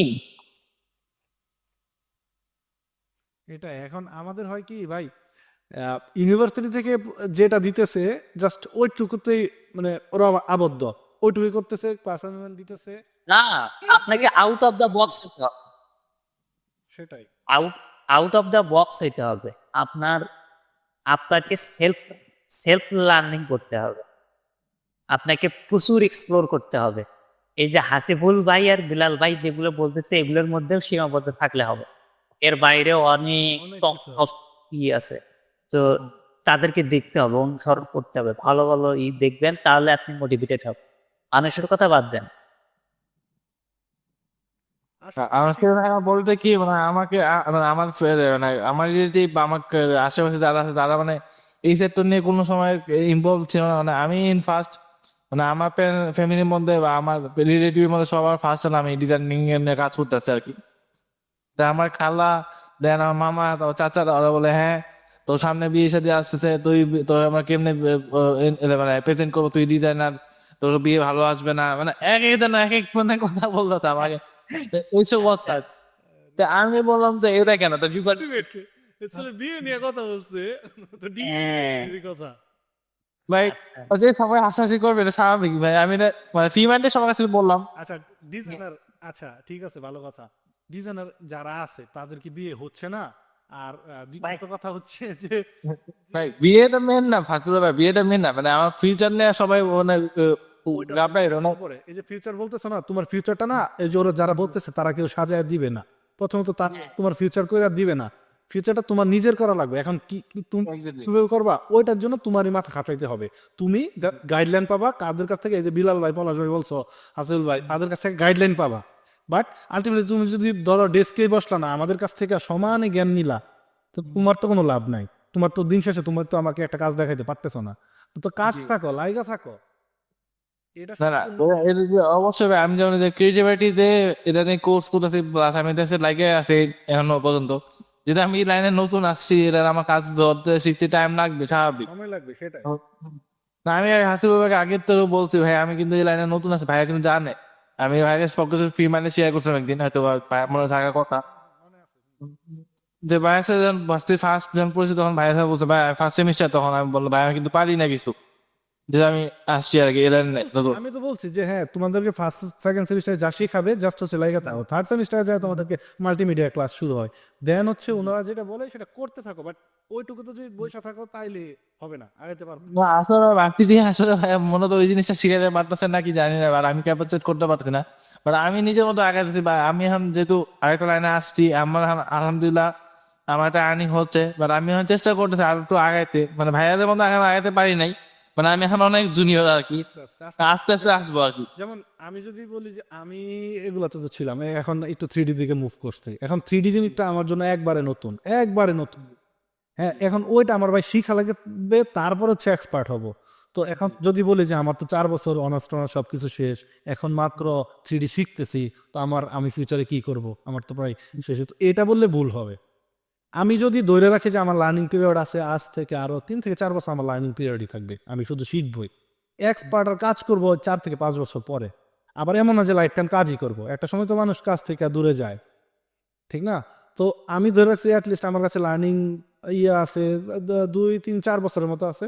এরপর একটা পজিশনে চলে যাব যেখানে আমার শেখার মতো কিছু থাকবে না, থাকবে শেখার মতো তো অনেক জিনিস আসবে ততদিনে, কিন্তু বাট আমার শেখার মতো স্কোপ থাকবে না।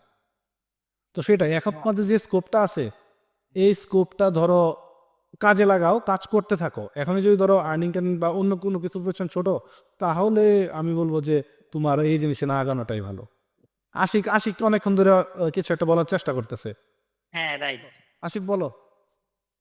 ভাইয়া ভালো আছেন আপনি? আচ্ছা উৎসব, হ্যাঁ বলো। ভাইয়া আমার একটা জানার আগ্রহ, করছেন না জিনিসটা এরকম, জিনিসটা হলো গিয়ে আপনি কিন্তু অনেক জিনিসের উপরে খুব ভালো হাত আছে আপনার, যেমন ম্যানিপুলেশন, টাইপো, 3D। তখন জানার আগ্রহটা হলো ভার্সিটি কন্টিনিউ প্লাস নিজের কাজ, এই সব জিনিস কিভাবে এত ভালোভাবে মেনটেন করেন? এই জিনিস মানে টাইম ম্যানেজমেন্ট নিয়ে আমাদের কিছু বলেন। আচ্ছা টাইম ম্যানেজমেন্ট নিয়ে যদি বলি, আমি তো 4 বছর ধরো করছি, অনার্স করছি, ঠিক না? তখনও যে আমার টাইম ম্যানেজমেন্ট একবারে পারফেক্টলি করছি তা কিন্তু না, পাশাপাশি আরো নিজের পার্সোনাল অনেক কিছু করা লাগছে, অনেক কিছুর পিছনে দৌড়াইছি। এখন জিনিসটা হচ্ছে যে তোমাকে ভার্সিটি থেকে যা দিতেছে শুধুমাত্র বলতে পারো যে একটা সার্টিফিকেট তো পাবা 4 বছর পরে, ঠিক না? একটা রেজাল্ট তো আসবে, মোটামুটি রেজাল্ট আহামরি তেমন কিছু না যে তোমার ফিউচারে অনেক কাজে লাগবে তা কিছু না, মানে সেই রকম কিছু না, বাট রেজাল্ট অনেক ক্ষেত্রে ম্যাটার করে। যেমন ধরো ম্যাটার করে কেমন, এটা যদি আমি বলি, আমি পার্সোনালি অনেকে অনেক কিছু বলছে যে আরে রেজাল্ট কিছু না, অমুক তোমাকে আমি ওইটাও মানছি, বাট আমার রেজাল্ট একটু ভালো আসছে, হ্যাঁ আলহামদুলিল্লাহ ভালো আসছে। বাট এখন হয়েছে কি, আমার যে রেজাল্ট ম্যাটার করে না তা কিন্তু না, আমার যে অল্টারনেট জব হয়েছে এটার পিছনে কিন্তু রেজাল্টে অনেক বড় একটা হাত আছে। ওইখানের যে চেয়ারম্যান উনি হচ্ছে স্পেসিফিক একটা ইউনিভার্সিটি থেকে স্টুডেন্ট হায়ার করে, north south, daffodil, American university, এরকম টান্তমরিয়াম এগুলো তেমন একটা করে না। বাট যখন এইখানে দুইটা জিনিস মিলছে, যখন দেখছে রেজাল্ট ভালো প্লাস কাজ পারে, কাজ যে পারি এই জন্য কিন্তু যে ডিরেক্ট নিয়ে নিছে তা সেটা না, রেজাল্ট দেখছে ভালো, সিজিপিএ ভালো, প্লাস হচ্ছে আসতেছে, মানে কাজ ভালো, পোর্টফোলিও ভালো, যেখানে দুইটার জন্যই মানে আমার যে ইউনিভার্সিটি ওইটা আড়াল করে দিছে। ইউনিভার্সিটিকে ছোট করতেছি না যে দেখে না, বাট ওনাদের পার্সপেক্টিভ ওইটা যে ওরা হচ্ছে ডেফোডিল ছাড়া হায়ার করে না। তো এটার পিছনে হচ্ছে বড় একটা রিজন হচ্ছে যে রেজাল্ট ছিল বিদায় আমার ধরো হয়ে গেছে আর কি, বুঝছো? এখন আমি বলবো যে তুমি টাইম ম্যানেজমেন্টের যে কথাটা বলতেছো, আমি বলবো যে ইউনিভার্সিটি থেকে যা দিতেছে সেটা তুমি 100% দেওয়া ট্রাই করো। মানে আমার নিজে থেকে তুমি যা করতেছো, তোমার নিজের কাছ থেকে যে এই কাজটা দিছে ওকে ফাইন, কারণ ওনারা টিচার্সরা যা শিখায় তা ধরো গাইডলাইন মেনটেন করে শিখায়। হ্যাঁ এক্সপার্ট যে টিচাররা আছে, সব টিচাররা ভালোভাবে শিখায় এটা বলবো না, যারা এক্সপার্ট টিচার আছে তারা কিন্তু প্রপার গাইডলাইন মেনটেন করে শিখায়, তাদের মাথায় অনেক কিছু আছে। যখন ওই জিনিসটা শেখায় তো তুমি ধরো মনে করলো দূর ইউনিভার্সিটি গিয়ে শিখবো না, আমি আমার মতো কাজ করবো, তখন হয় কি ওই যে গাইডলাইনটা না ওইটা তুমি ধরতে পারতেছো না, আর ওইটার জন্যই আমি বলবো যে আমার কাছে এইখানে আসছো। অথচ ওইটা যদি ইউনিভার্সিটি থেকে তুমি নিতে পারতা তাহলে হয়তো আমার এখানে আসা লাগতো না, বুঝছো? তো ওইটা তুমি জাস্ট ওইখান থেকে গ্র্যাব করার ট্রাই করো, ওইখানে যে তোমার একবারে তোমার খাওয়াই দিবে ওইরকম কিছু না, ওইখান থেকে যেটা শিখেছো ওইটা শিখো, কিন্তু পার্সোনাল একটা ডেভেলপমেন্টের রাখতে হবে, মানে একটা সেকশন রাখতে হবে। কেন জানো?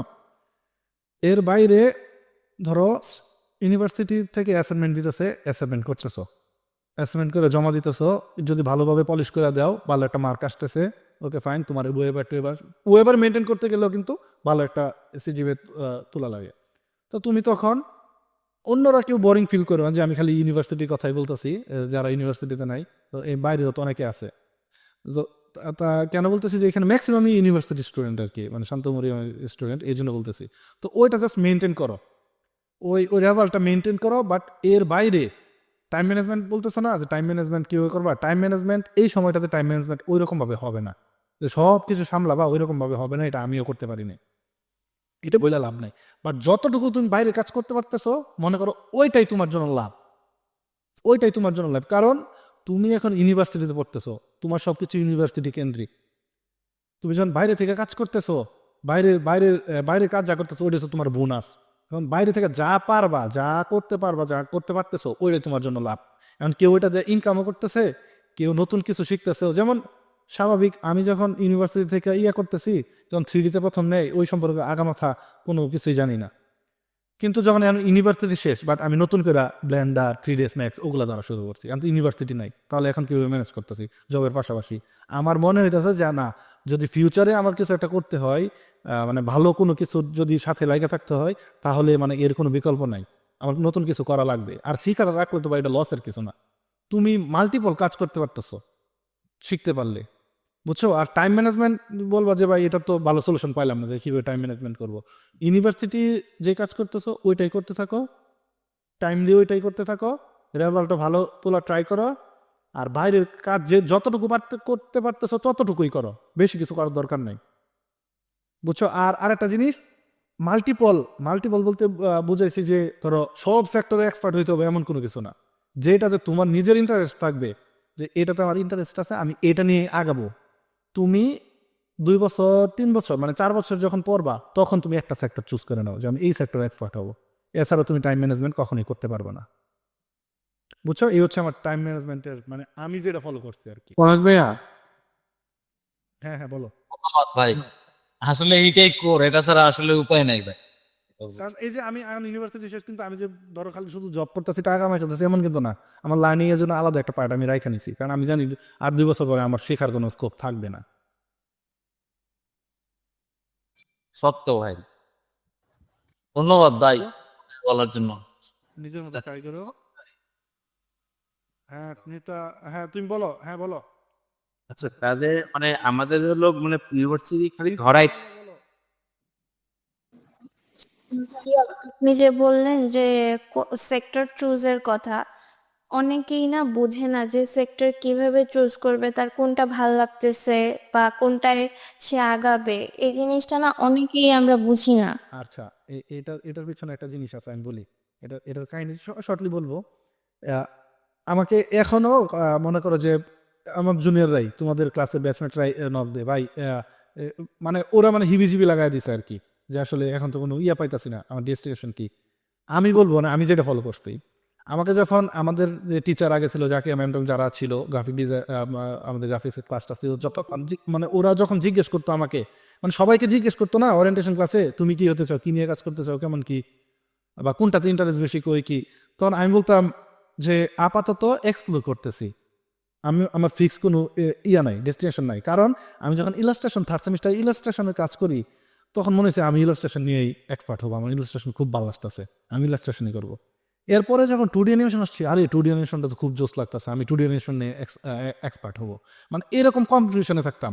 যখন 3D আসছে, আরে 3D-তে কয়েকদিন পর করার পরে আরে অনেক কঠিন, ভালো লাগে না। বাট যখন ফাইনাল আউটপুট অ্যাপ্রিসিয়েট করতেছে আশেপাশে ব্যাচমেট বা টিচাররা, তখন হচ্ছে না আমি 3D নিয়ে আগাবো। ফাইনালি যখন আমি লাস্ট সেমিস্টারের আগের সেমিস্টার 12 সেমিস্টারে যখন গেছি, তখন আমার কাছে মনে হয়েছে আচ্ছা ঠিক আছে, আমার কাছে এখন থেকে 4 বছরে যে আমি 55টা মডিউল করলাম, 50 থেকে 55টা মডিউল করলাম, আমার কাছে কোনটা ভালো লাগছে দেখি।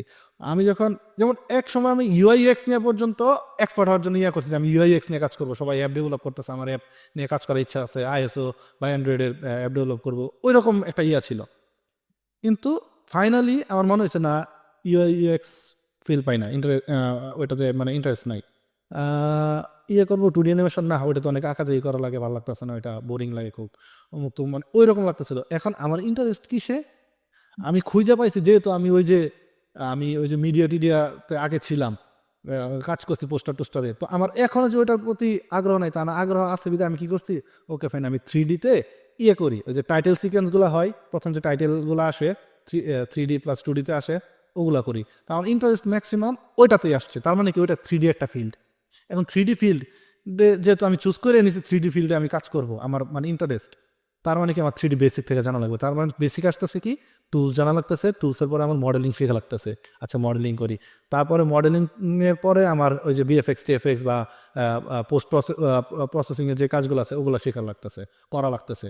তো আমি কিন্তু নিজেই এভাবে চুজ করে নিছি যে আমি যেটাতে ইন্টারেস্ট পাইতেছি ওইটাই চুজ করে নিছি। এখন তোমাদের ক্ষেত্রে এটাই বলবো যে তোমরা এক্সপ্লোর করো, 4 বছর, তো 4 বছরের মধ্যে 3 বছর এক্সপ্লোর করো, 3 বছর পরে যায়া ডিসিশন নাও যে আমি কোনটাতে এক্সপার্ট হতে চাই।